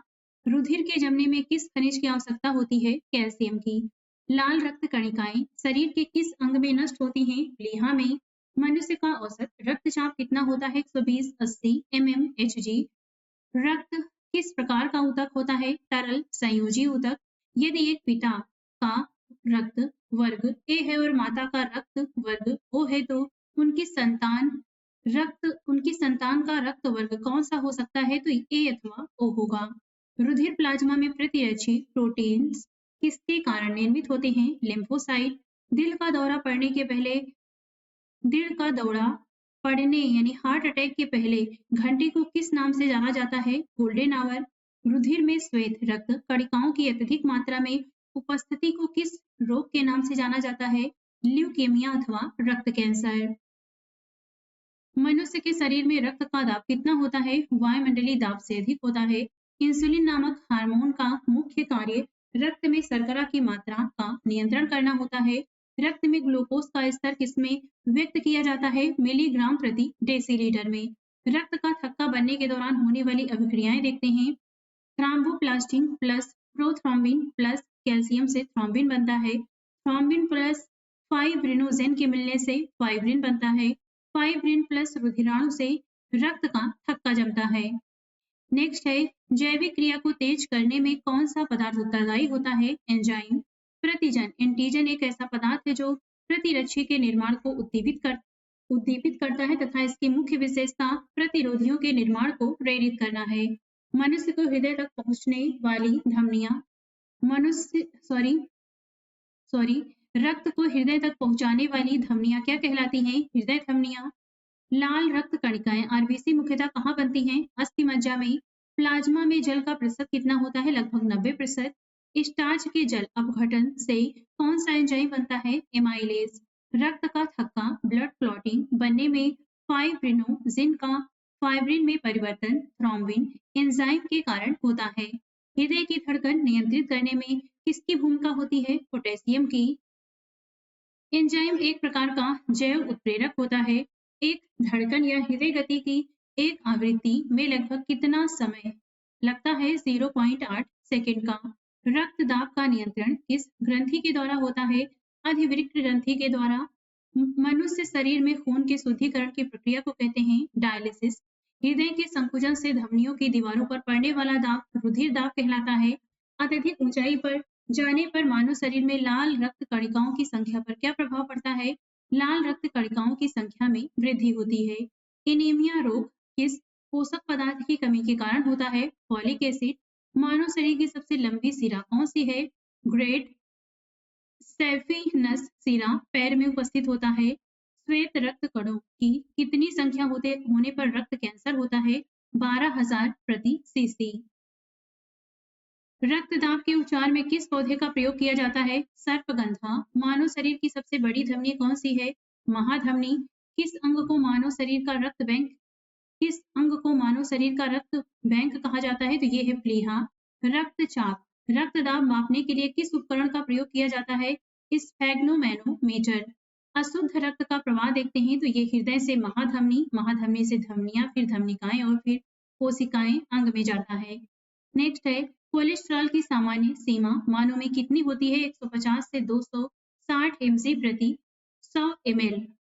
नेक्स्ट है रक्त समूह AB को सार्वभौमिक ग्राही क्यों माना जाता है? क्योंकि रक्त समूह में प्रतिरक्षी एंटीबॉडी नहीं पाए जाते। प्रतिरक्षी एंटीबॉडी क्या है? ग्लाइकोप्रोटीन। सिकल सेल एनीमिया का रोग किसकी विकृति से होता है? RBC। रक्त परिसंचरण तंत्र से संबंधी अंग एवं उनके कार्य देखते हैं। हृदय ये रक्त को संपूर्ण शरीर में प्रवाहित करता है। धमनियां शुद्ध रक्त को हृदय से शरीर के अन्य भागों तक पहुंचाने का कार्य करता है। सिराएं अशुद्ध रक्त को शरीर के अन्य अंगों से हृदय तक पहुंचाता है। कोशिकाएं धमनी तथा सिरा के रक्त का सम्मिलन होता है। नेक्स्ट है रिसेरपिन नामक औषधि का प्रयोग किस लिए किया जाता है? उच्च रक्त दाब को कम करने में। कौन सी कोशिका प्रतिरक्षी एंटीबॉडी का उत्पादन करती है? लिम्फोसाइट। रक्त में उपस्थित प्रमुख पदार्थ देखते हैं। रक्त प्लाज्मा हल्के पीले रंग का तरल पदार्थ होता है। एल्बुमिन ओस्मोटिक दाब स्थापित करता है। ग्लोब्यूलिन ये संक्रामक रोगों से रक्षा करता है और फाइब्रिनोजन ये रक्त का स्कंदन करता है। तो ये रक्त में उपस्थित प्रमुख पदार्थ की लिस्ट है। नेक्स्ट है कणिका विहीन रक्त का तरल भाग क्या कहलाता है? प्लाज्मा। यदि दोनों जन को पेरेंट्स का रुधिर वर्ग AB हो तो उनके बच्चों की संभावित रुधिर वर्ग क्या होगा? AB और AB।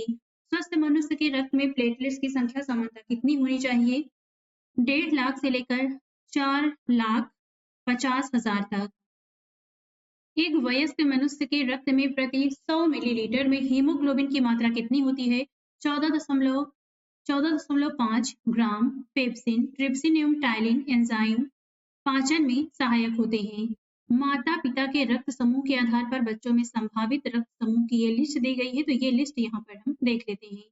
एक तरफ समूह है, एक तरफ संभावित रक्त समूह है, एक तरफ असंभावित रक्त समूह है। पहला है यहाँ पर ओ यानी अगर माता पिता दोनों का ब्लड ग्रुप O होता है तो संभावित जो बच्चों में रक्त समूह होगा वो O होगा और जो असंभावित होगा वो होगा AB और AB। नेक्स्ट है O और A यानी माता पिता का रक्त OA होगा तो बच्चों का रक्त समूह भी O और A होगा। क्या नहीं होगा? तो B और AB नहीं होगा। O और B यदि माता पिता का ब्लड ग्रुप O या B है, O और B है तो बच्चों में जो रक्त समूह होगा वो OB होगा और क्या नहीं होगा? तो A और AB नहीं होगा।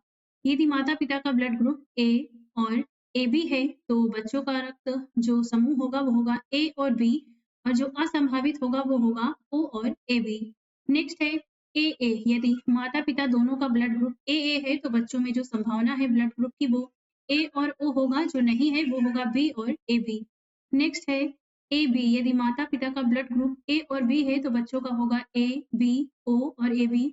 असंभावित में कोई भी नहीं है यानी चारों ब्लड ग्रुप हो सकते हैं। नेक्स्ट है यदि माता पिता का ब्लड ग्रुप A और AB है तो बच्चों में संभावना होती है A, B और AB होने की, जो असंभावित है वो होगा O ब्लड ग्रुप।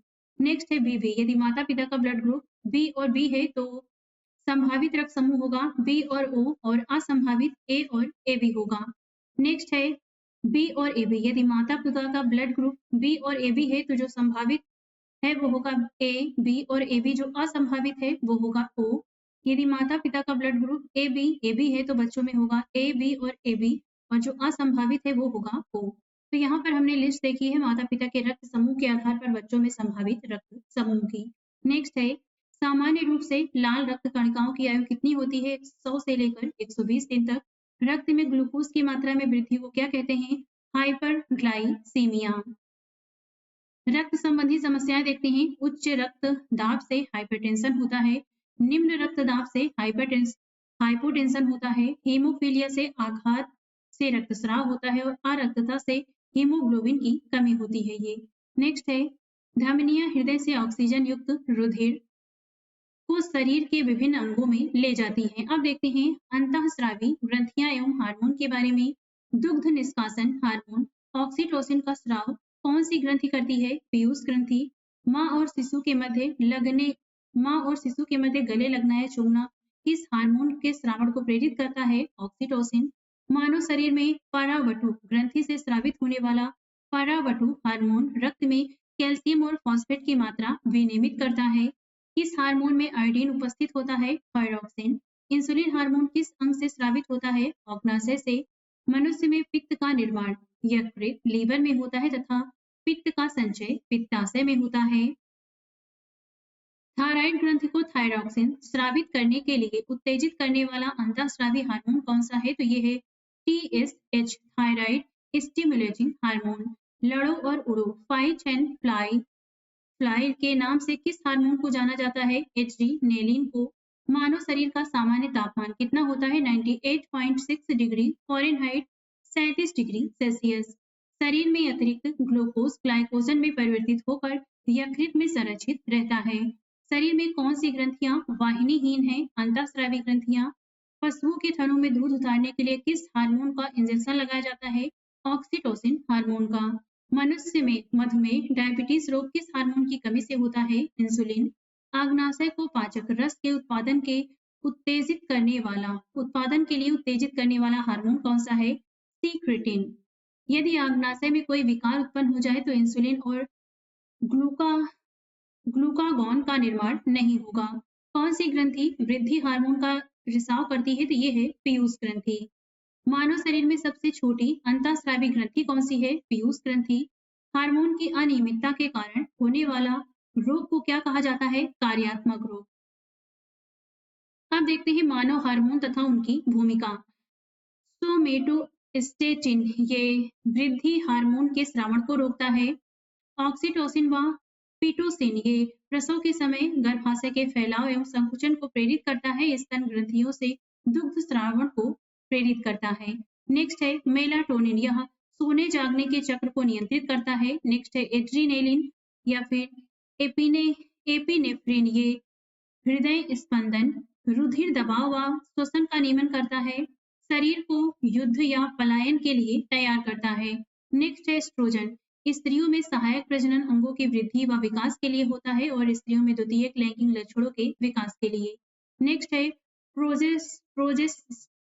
प्रोजेस्टेरॉन, ये गर्भाशय को भ्रूण के अधिरोपण के लिए तैयार करता है। गर्भाशय बनाए रखने में सहायक होता है। नेक्स्ट है टेस्टोस्टेरॉन, पुरुष में सहायक प्रजनन अंगों की वृद्धि व विकास के लिए होता है।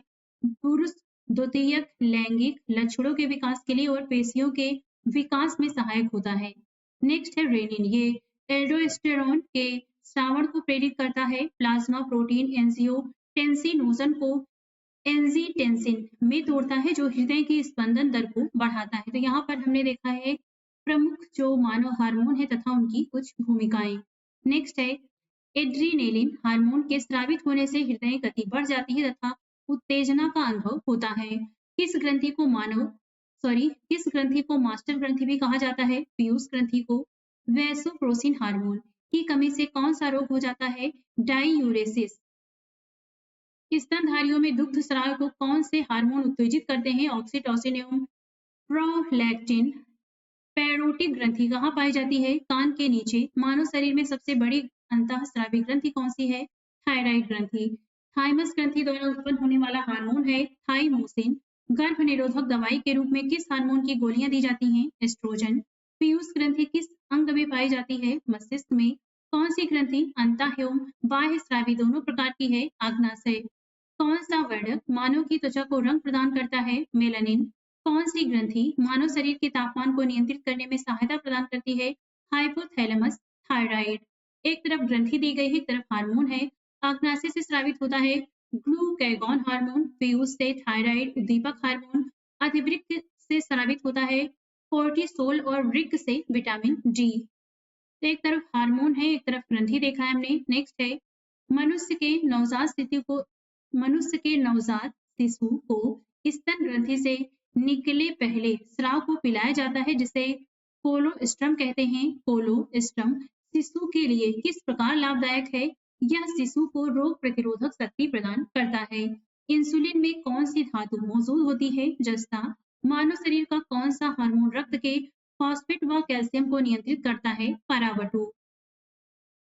हार्मोन शरीर की उपापचय, वृद्धि, जनन, रुधिर दाब, रुधिर में जल और लवण की मात्रा आदि का नियंत्रण करते हैं। आयोडीन युक्त नमक क्यों उपयोगी होता है? क्योंकि यह थायराइड ग्रंथि का नियंत्रण करता है। यकृत एवं मांसपेशियों में ऊर्जा किस रूप में जमा होती है? ग्लाइकोजन के रूप में। हार्डेरियन ग्रंथियां, अब हम यहाँ पर लिस्ट देखने वाले हैं, तो ये आप देख लीजिए। यहाँ पर मुख्य ग्रंथियां हैं इंपॉर्टेंट ग्लैंड्स के बारे में। तो पहला इसमें हार्डेरियन ग्रंथियां, ये नेत्रों में स्राव द्वारा चिकनाई प्रदान करती हैं। नेक्स्ट है यूट्रिकुलर ग्रंथियां, ये काकरोच एवं कीटों के मादा जननांगों की ग्रंथियां हैं।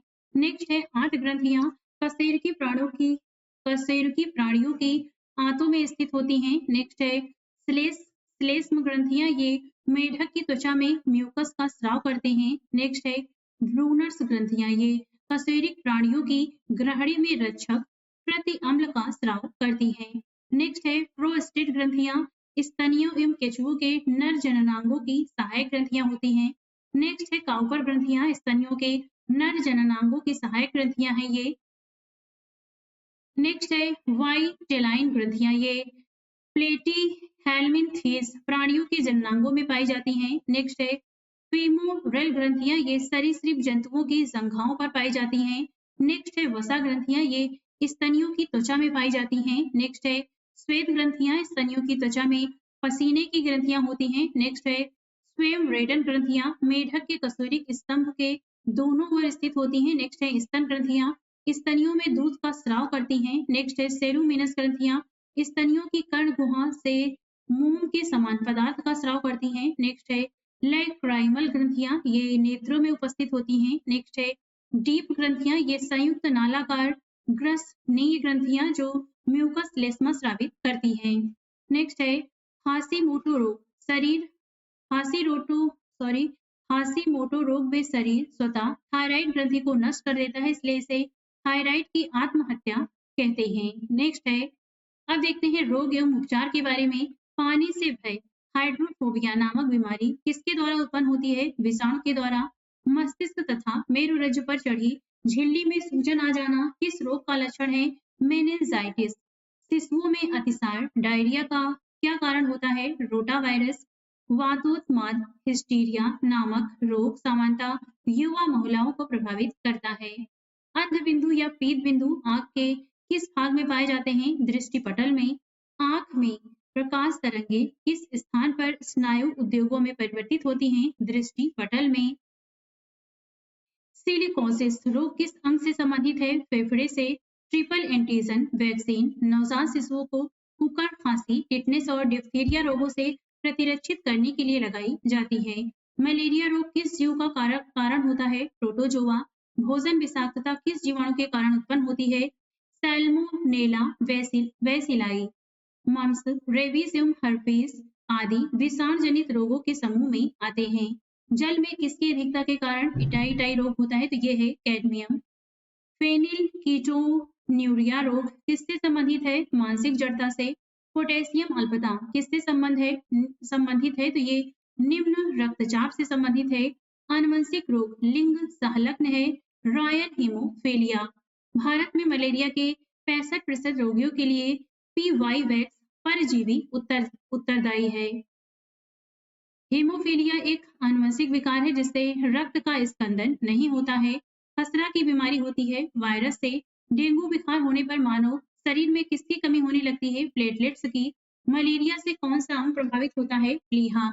मलेरिया प्लाज्मोडियम नामक परजीवी की खोज किस वैज्ञानिक ने किया था? सर रोनाल्ड रॉस ने। ट्यूमर की पहचान के लिए किस रेडियोधर्मी समस्थानिक का प्रयोग किया जाता है? आर्सेनिक 7 4। यदि मूत्र के साथ एल्बुमिन की मात्रा आ रही हो तो वृक्क यानी किडनी के प्रभावित होने की संभावना होती है। साल्क टीका किस रोग से संबंधित है? पोलियो से। साल्क टीके का आविष्कार जोनस सॉल्क ने वर्ष 1552 ईस्वी में किया था। एथलीट फुट नामक बीमारी किससे होती है? फफूंद फंगस से। मनुष्य के शरीर में रक्त प्रवाह की गति मापने के लिए किस रेडियो एक्टिव तत्व का प्रयोग किया जाता है? रेडियो सोडियम का। पॉलिश युक्त चावल के सेवन से कौन सा रोग होने की संभावना होती है? Berry berry. प्लाज्मोडियम परजीवी का वाहक जीव कौन है? तो ये है मच्छर। हानिकारक विकिरणों से मनुष्य के अंगों में से मस्तिष्क सबसे कम तथा आंख सबसे अधिक प्रभावित होती है। एमआरआई का पूर्ण रूप क्या है? Magnetic resonance imaging. बीएमडी परीक्षण किसकी पहचान करने के लिए किया जाता है? अस्थि रंध्रता के लिए। कौन सा मच्छर जीका वायरस का वाहक है? एडीज। मधुमेह के उपचार में प्रयोग होने वाले हार्मोन्स इंसुलिन का आविष्कार किसने किया था? एफ.जी. वेटिंग ने। पेयजल में नाइट्रेट की अधिक मात्रा होने के कारण ब्लू वेवी सिंड्रोम नामक बीमारी होती है। नेक्स्ट है पर्यावरणीय प्रदूषण द्वारा होने वाले रोग। एम्फाइसीमा से फुफ्फुस फेफड़े प्रभावित होते हैं। मानव शरीर का कौन सा अंग एल्जाइमर रोग से प्रभावित होता है? मस्तिष्क। पोलियो एक विषाणु जनित रोग है जिसका वायरस शरीर में दूषित भोजन तथा जल के माध्यम से प्रवेश करता है। मस्तिष्क की बीमारी को किससे पहचाना जाता है? विद्युत मस्तिष्क लेख के द्वारा। सामान्य जुकाम किस वायरस के द्वारा होता है? रिनो विषाणु के द्वारा। एनोस्मिया नामक रोग किससे संबंधित है? सूंघने की शक्ति घ्राण संवेदना की कमी से। सल्फा दवाइयाँ किन बीमारियों के उपचार में उपयोगी होती हैं? जीवाणु जनित बीमारियों के लिए। डीपीटी वैक्सीन का प्रयोग किन बीमारियों से बचाव के लिए किया जाता है? डिप्थीरिया काली खांसी एवं टिटनेस। हृदय की धड़कन किस तत्व द्वारा नियंत्रित की जाती है? पोटेशियम। अब देखते हैं जीवाणु जनित रोग के बारे में। एक तरफ रोग दिया गया है, एक तरफ कारण कारक जीवाणु है। ऐसा होता है विब्रियो कोलेरी जीवाणु के द्वारा।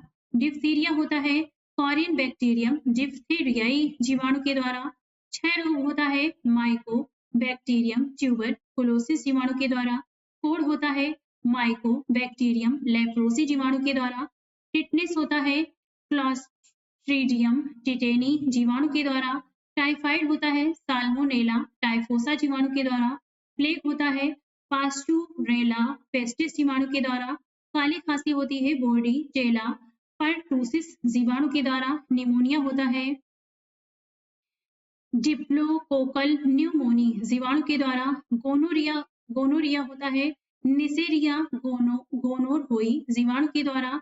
सिफिलिस होता है ट्रेपोनेमा पैलिडियम जीवाणु के द्वारा। सुजाक होता है गोनोकॉकस गोनोरहोई जीवाणु के द्वारा। तो यहाँ पर हमने ये लिस्ट देखी है जीवाणु जनित रोग की। एक तरफ रोग है, एक तरफ कारक जीवाणु के नाम दिए गए हैं। नेक्स्ट है इम्यूनो सैसिलिक एसिड प्रति सूक्ष्म जीवी औषधियों के रूप में यक्ष्मा ट्यूबरकुलोसिस और कुष्ठ दोनों चिकित्सा के लिए उपयुक्त है। संक्रमित चूहे के काटने से कौन सा रोग होता है? प्लेग। अविंदुकता नामक रोग किस अंग को प्रभावित करता है? आंखों को। निद्रा रोग स्लीपिंग सिकनेस नामक बीमारी ट्रिपेनोसोमा नामक प्रोटोजोआ से होती है। फाइलेरिया नामक रोग किसके कारण होता है? गोल कृमि। एचआईवी द्वारा होने वाला रोग कौन सा है? एड्स। डाउन सिंड्रोम नामक आनुवंशिक विकार किसके कारण होता है? गुणसूत्रों की संख्या में परिवर्तन के कारण। एड्स रोग एचआईवी नामक विषाणु से होता है जिसमें आरएनए एवं प्रोटीन पाया जाता है। एड्स किसका संक्षिप्त रूप है? एक्वायर्ड इम्यूनो डिफिशियंसी सिंड्रोम का।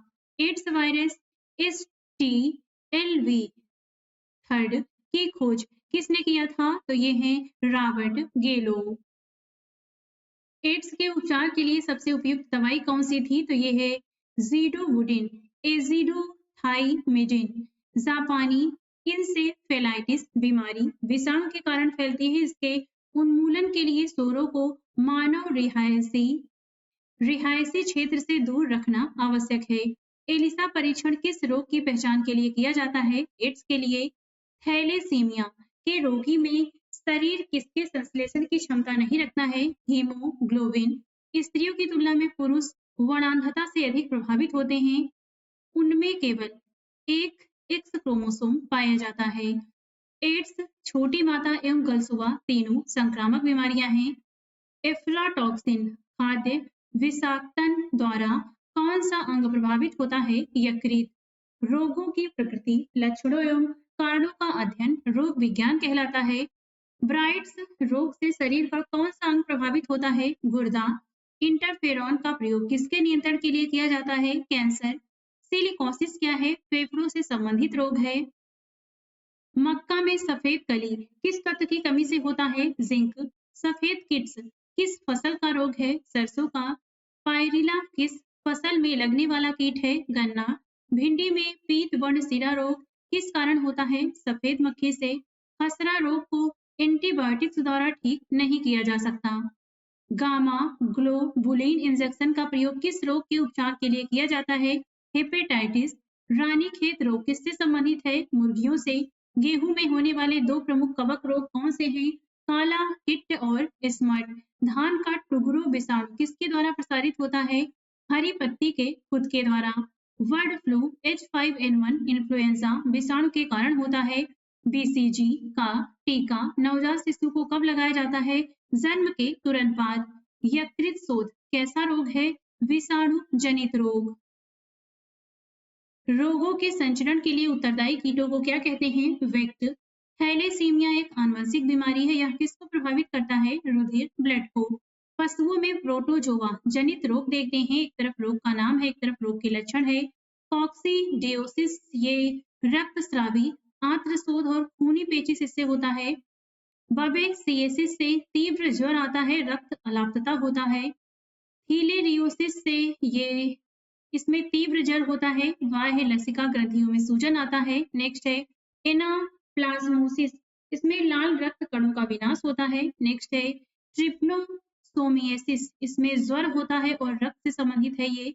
नेक्स्ट है ट्राइकोमोनियासिस से गर्भपात व बंध्यता होता है। तो ये पशुओं में प्रोटोजोआ यानी आप यहाँ पर देख सकते हैं प्रोटोजोआ जनित रोग है। और अब हम देखते हैं विषाणु जनित रोग। पहला है इसमें छोटी माता, ये इसका कारण होता है वेरिसेला वायरस। खसरे का कारण होता है मॉर्बिली वायरस। पोलियो का कारण है पोलियो वायरस। रेबीज का रेबीज वायरस। चेचक का होता है वेरियोला वायरस। जननांग हर्पिस का कारण होता है हर्पिस वायरस। एड्स का इम्यून डिफिशियंसी एड्स का कारण होता है human immunodeficiency virus HIV। Hepatitis का हेपेटाइटिस वायरस।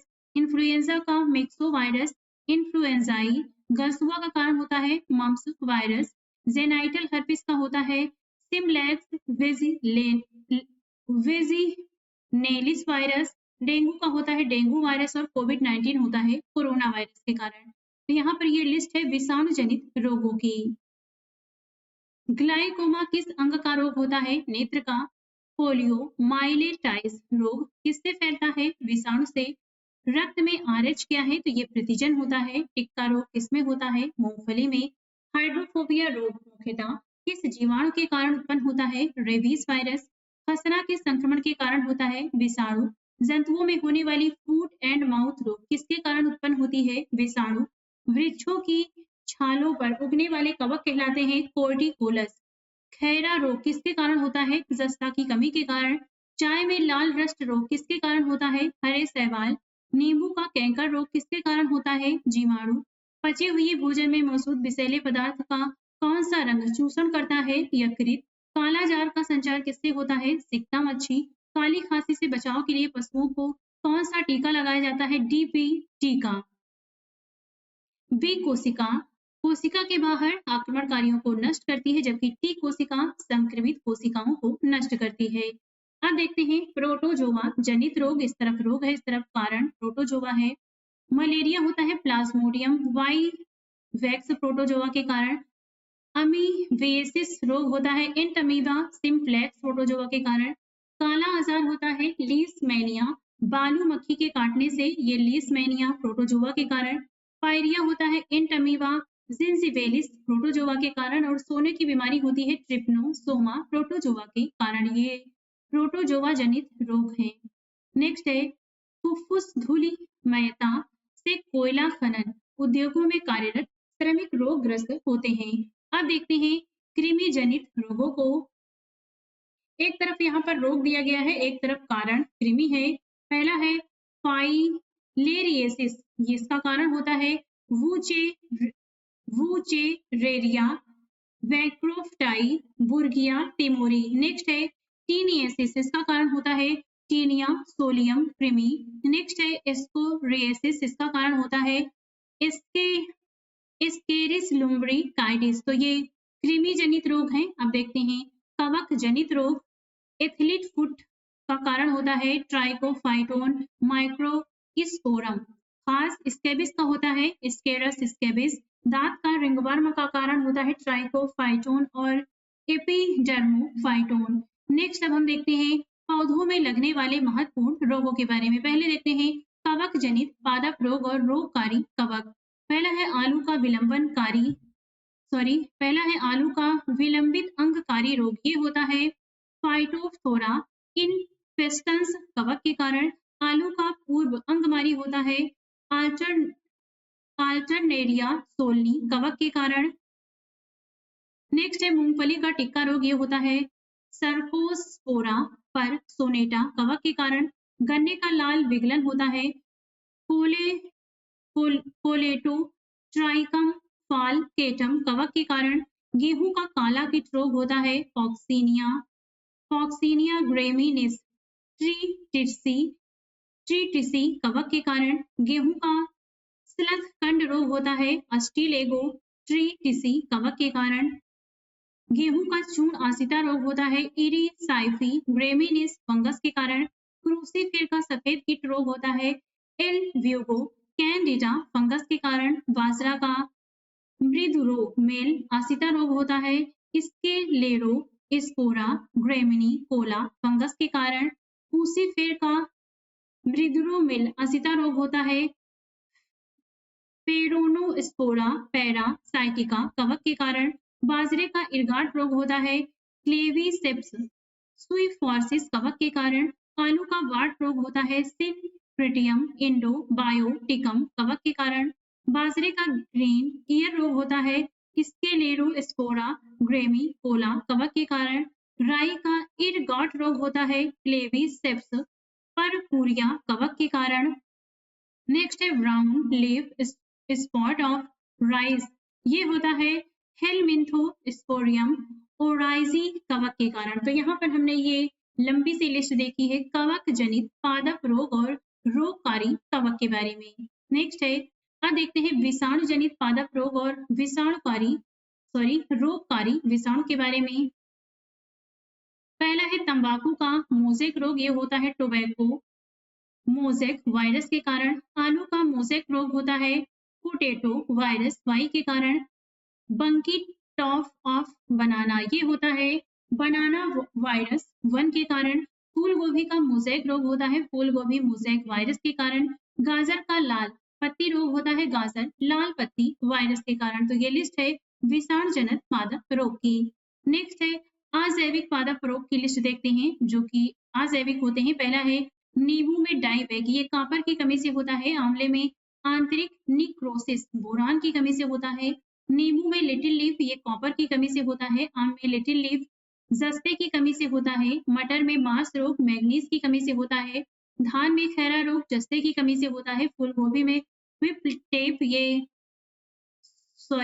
फूल गोभी में व्हिप टेल, ये होता है मोलिब्डेनम की कमी के कारण। चुकंदर में हॉट रॉट होता है बोरॉन की कमी से। आलू का ब्लैक हार्ट रोग होता है भंडारण में O2 की कमी के कारण। फूल गोभी में ब्राउनिंग होता है बोरॉन की कमी के कारण। तो ये अजैविक पादप रोग की लिस्ट है। नेक्स्ट अब देखते हैं जीवाणु जनित पादप रोग और रोगकारी कारक के बारे में। पहला है आलू का सैथिल रोग। ये होता है स्यूडोमोनास सोलेनेसिएरम, ये जीवाणु के कारण। दूसरा है धान का अंगवारी रोग। ये होता है ज़ैंथोमोनास ओराइजी जीवाणु के कारण। नेक्स्ट है नींबू का कैंकर रोग। ये होता है ज़ैंथोमोनास सिट्री जीवाणु के कारण। नेक्स्ट है गेहूं का टुंड रोग। ये होता है कोरोनोबैक्टीरियम ट्रिटिकी बैक्टीरिया के कारण। नेक्स्ट है angular leaf spot of cotton. ये होता है ज़ैंथोमोनास मालवेसिएरम जीवाणु के कारण। नेक्स्ट है सेब गुलाब टमाटर का क्राउन गाल ये होता है एग्रो बैक्टीरियम ट्यूमी फॉसियंस जीवाणु के कारण।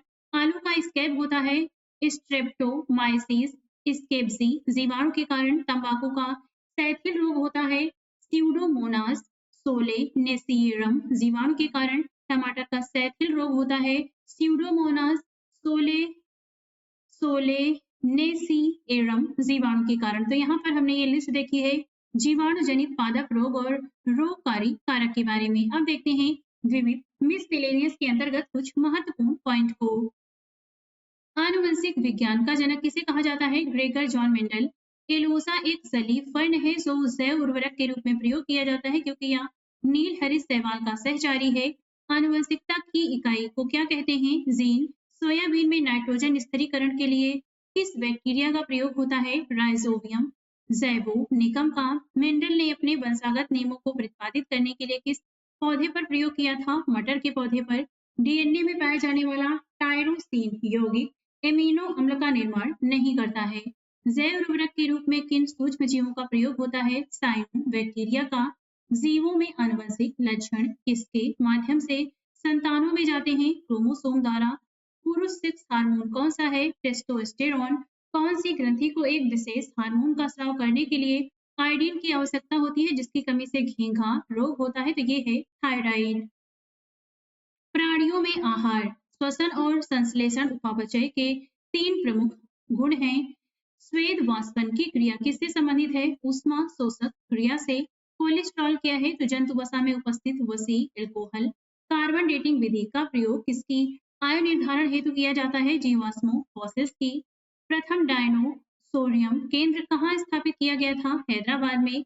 भोजन वनस्पति घी की अपेक्षा तेल में बनाना भोजन वनस्पति घी की अपेक्षा तेल में बनाना स्वास्थ्य के लिए लाभदायक क्यों माना जाता है? क्योंकि तेल में असंतृप्त वसाएं होती हैं। गति प्रेरक का कार्य हृदय स्पंदन या धड़कन को समंजित करना है। फेरोमोन्स किसमें पाए जाते हैं? कीचों में। आयोडीन किससे प्राप्त होता है? लैमिनेरिया शैवाल से। ट्रैकोमा बीमारी किस अंग से संबंधित है? आंख से। स्थानीय वनस्पतियों का संग्रह क्या कहलाता है? हर्बेरियम। देश का पहला बायोडीजल संयंत्र किस राज्य में स्थापित किया गया? आंध्र प्रदेश में। गुर्दे की पथरी को किरणों द्वारा तोड़ना क्या कहलाता है? लिथोट्रिप्सी। शरीर के आंतरिक भागों के अवलोकन के लिए प्रयोग में आने वाली परिकलित थ्रोमोग्राफी के लिए एक्स किरणें प्रयोग में लाई जाती हैं। शांति स्वरूप भटनागर पुरस्कार किस क्षेत्र में प्रदान किया जाता है? विज्ञान में। पर्णहरित में कौन सा मुख्य तत्व पाया जाता है? मैग्नीशियम। पेनिसिलिन के आविष्कारक कौन थे? Alexander Fleming. कृत्रिम रेशम को किस नाम से जाना जाता है? रेयॉन के नाम से। 2,4-D-2,4 डाइक्लोरोफिनॉक्सी एसिटिक एसिड का प्रयोग किस रूप में किया जाता है? सॉकनोसी हर्बिसाइड के रूप में। एक परजीवी पर दूसरे परजीवी के आश्रित रहने की स्थिति क्या है? उपपरजीविता। आंख की सुग्राहकता किस रंग के लिए सबसे अधिक होती है? पीला एवं हरा के लिए। नेक्स्ट है ब्रिटिश वैज्ञानिक चार्ल्स डार्विन ने द ओरिजिन ऑफ स्पीसीज नामक पुस्तक की रचना की थी। बायोडीजल बनाने में किस वनस्पति का प्रयोग किया जाता है? तो यह है रतनजोत जैट्रोफा। ऊर्जा के वैकल्पिक स्रोतों के संदर्भ में जैव ईंधन एथेनॉल किससे प्राप्त किया जा सकता है? गन्ना एवं मक्का से। व्हाइट लेग हॉर्न किसकी एक किस्म है? कुक्कुटों की। दीमक को अन्य किस नाम से जाना जाता है? श्वेत चींटी। भारत में high secretary animal disease laboratory Bharat के भोपाल में स्थित है। नेको नामक संस्था किससे संबंधित है? एड्स से। CDRI central drug research institute कहाँ स्थित है? लखनऊ में। भारतीय सर्वेक्षण विभाग किस मंत्रालय के अधीन है? विज्ञान और प्रौद्योगिकी मंत्रालय। ऑक्सेनोमीटर का प्रयोग किस लिए किया जाता है? पादपों की वृद्धि दर नापने में। भारत का प्रथम दंत चिकित्सा महाविद्यालय कहाँ स्थापित किया गया है? कोलकाता में। भ्रूणी वृद्धि को मापने के लिए अल्ट्रासोनिक्स तकनीक का प्रयोग किया जाता है। हेरोइन नोस्कापिन किस पादप से निर्मित की जाती है? अफीम होस्ता से। बारूदी सुरंगों का पता लगाने में कौन से जंतु उपयोगी होते हैं? मधुमक्खी। मधुमक्खी कॉलोनी के सदस्य अपने सदस्यों को कैसे पहचानते हैं? नर्तक डांस से। नर्तन यानी डांस से। टमाटर के बीज रहित फल का उत्पादन किस प्रकार संभव है? पुष्पों पर हार्मोन के छिड़काव से। पॉली हाउस का प्रयोग पौधों को उगाने के लिए किया जाता है। मधुमक्खियों की भाषा की पहचान करने के लिए किसे नोबेल पुरस्कार से सम्मानित किया गया था? कार्ल वॉन फ्रिस्क को वर्ष 1773 में। अंगोरा ऊन किससे प्राप्त होता है? खरगोश से। गुरुत्व बल के विपरीत पौधों के तने में पानी की सक्रियता का क्या कारण है? वाष्पोत्सर्जन। उच्च वर्गीय पौधों में कौन सा जीवित ऊतक जैव पोषक वाहन का कार्य करता है? फ्लोएम। पेसमेकर किस नाम से जाना जाता है? SA notes. शीतल पेय में किस पदार्थ की पर्याप्त मात्रा होती है? कैफीन की। डॉक्टरों द्वारा मरीजों के आंतरिक भागों का परीक्षण करने वाला इंडोस्कोप प्रकाश के पूर्ण आंतरिक परावर्तन के सिद्धांत पर कार्य करता है। हरगोविंद खुराना को किस उपलब्धि के लिए नोबेल पुरस्कार से सम्मानित किया गया? जेनेटिक कोड की व्याख्या तथा प्रोटीन के संश्लेषण में उसकी भूमिका को समझाने के लिए। प्रयोगशाला में सर्वप्रथम डीएनए का संश्लेषण किसने किया था? हरगोविंद खुराना ने। स्वान डॉग्स उपजातियों में कौन सी उपजाति भौंकने में असमर्थ होती है? डिंगो। घोंसला बनाने वाला एकमात्र सर्प कौन सा है? King cobra. बीज के प्रकीर्णन की सेंसर विधि किस पादप में पाई जाती है? पोस्ते में। ऊंट अपने ऊबड़ का उपयोग किस लिए करता है? वसा के संग्रह के लिए। जार्विक सेवन कृत्रिम हृदय का आविष्कार किसने किया था? रॉबर्ट जार्विक ने। संयुक्त राज्य अमेरिका की सेना द्वारा वियतनाम युद्ध में प्रयुक्त खरपतवार नाशक रसायन एजेंट ऑरेंज के नाम से जाना जाता है। वृक्ष की आयु कैसे निर्धारित की जाती है? उसके तने में निर्मित वलयों की संख्या के आधार पर। जिम्नोस्पर्म के अंतर्गत ऐसे पौधों को रखा जाता है जिसमें बीज आवरण रहित होते हैं। कार्बनिक पदार्थों में से कौन सा एक प्रकृति में सर्वाधिक प्रचुरता में पाया जाता है? सेलुलोज। निषेचन के बिना अंडे का विकास क्या कहलाता है? अनिषेच जनन। धान के पौधे उगाने की जयपाग विधि किस देश में विकसित हुई थी? फिलीपींस में। नेत्रदान में आंख के किस हिस्से को प्रतिरूपित किया जाता है? कार्निया। दक्षिण अफ्रीका के डॉक्टर क्रिश्चियन बर्नार्ड द्वारा हृदय का प्रथम प्रतिस्थापन किया गया था। भारत में विकसित धान की प्रथम बोनी किस्म कौन सी थी? जया। हृदय में कितने कक्ष होते हैं? 4। वह कौन सा जीव है जिसमें पित्ताशय नहीं होता? चूहा। मुख्य मच्छर विकर्षक पदार्थ किस पादप से प्राप्त होता है? नीम से। भारतीय सर्वेक्षण विभाग का मुख्यालय कहाँ स्थित है? देहरादून उत्तराखंड में। रक्तदाब ब्लड प्रेशर का नियंत्रण किस ग्रंथि के द्वारा होता है? अधिवृक्क ग्रंथि द्वारा। जैव प्रौद्योगिकी द्वारा कैंसर के उपचार के लिए कौन सी औषधि तैयार की गई है? इंटरफेरॉन। प्रतिजन एंटीजन वह पदार्थ है जो प्रतिरक्षी एंटीबॉडी के निर्माण को उत्प्रेरित करता है।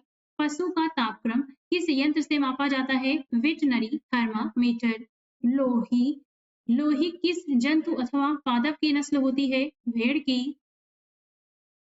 केसर सैफ्रॉन पौधे के वर्तिकाग्र से प्राप्त होता है। बीटी बैगन। बीटी बैगन क्या है? तो ये आनुवंशिक रूप से परिवर्तित बैगन है। गाय की उच्च दूध उत्पादक प्रजाति कौन सी है? होल्स्टाइन गाय। नेक्स्ट अब देखते हैं चिकित्सा संबंधी आविष्कार की लिस्ट दी गई है, तो ये देख लेते हैं। एक तरफ आविष्कारक है, एक तरफ आविष्कार खोज दी गई है।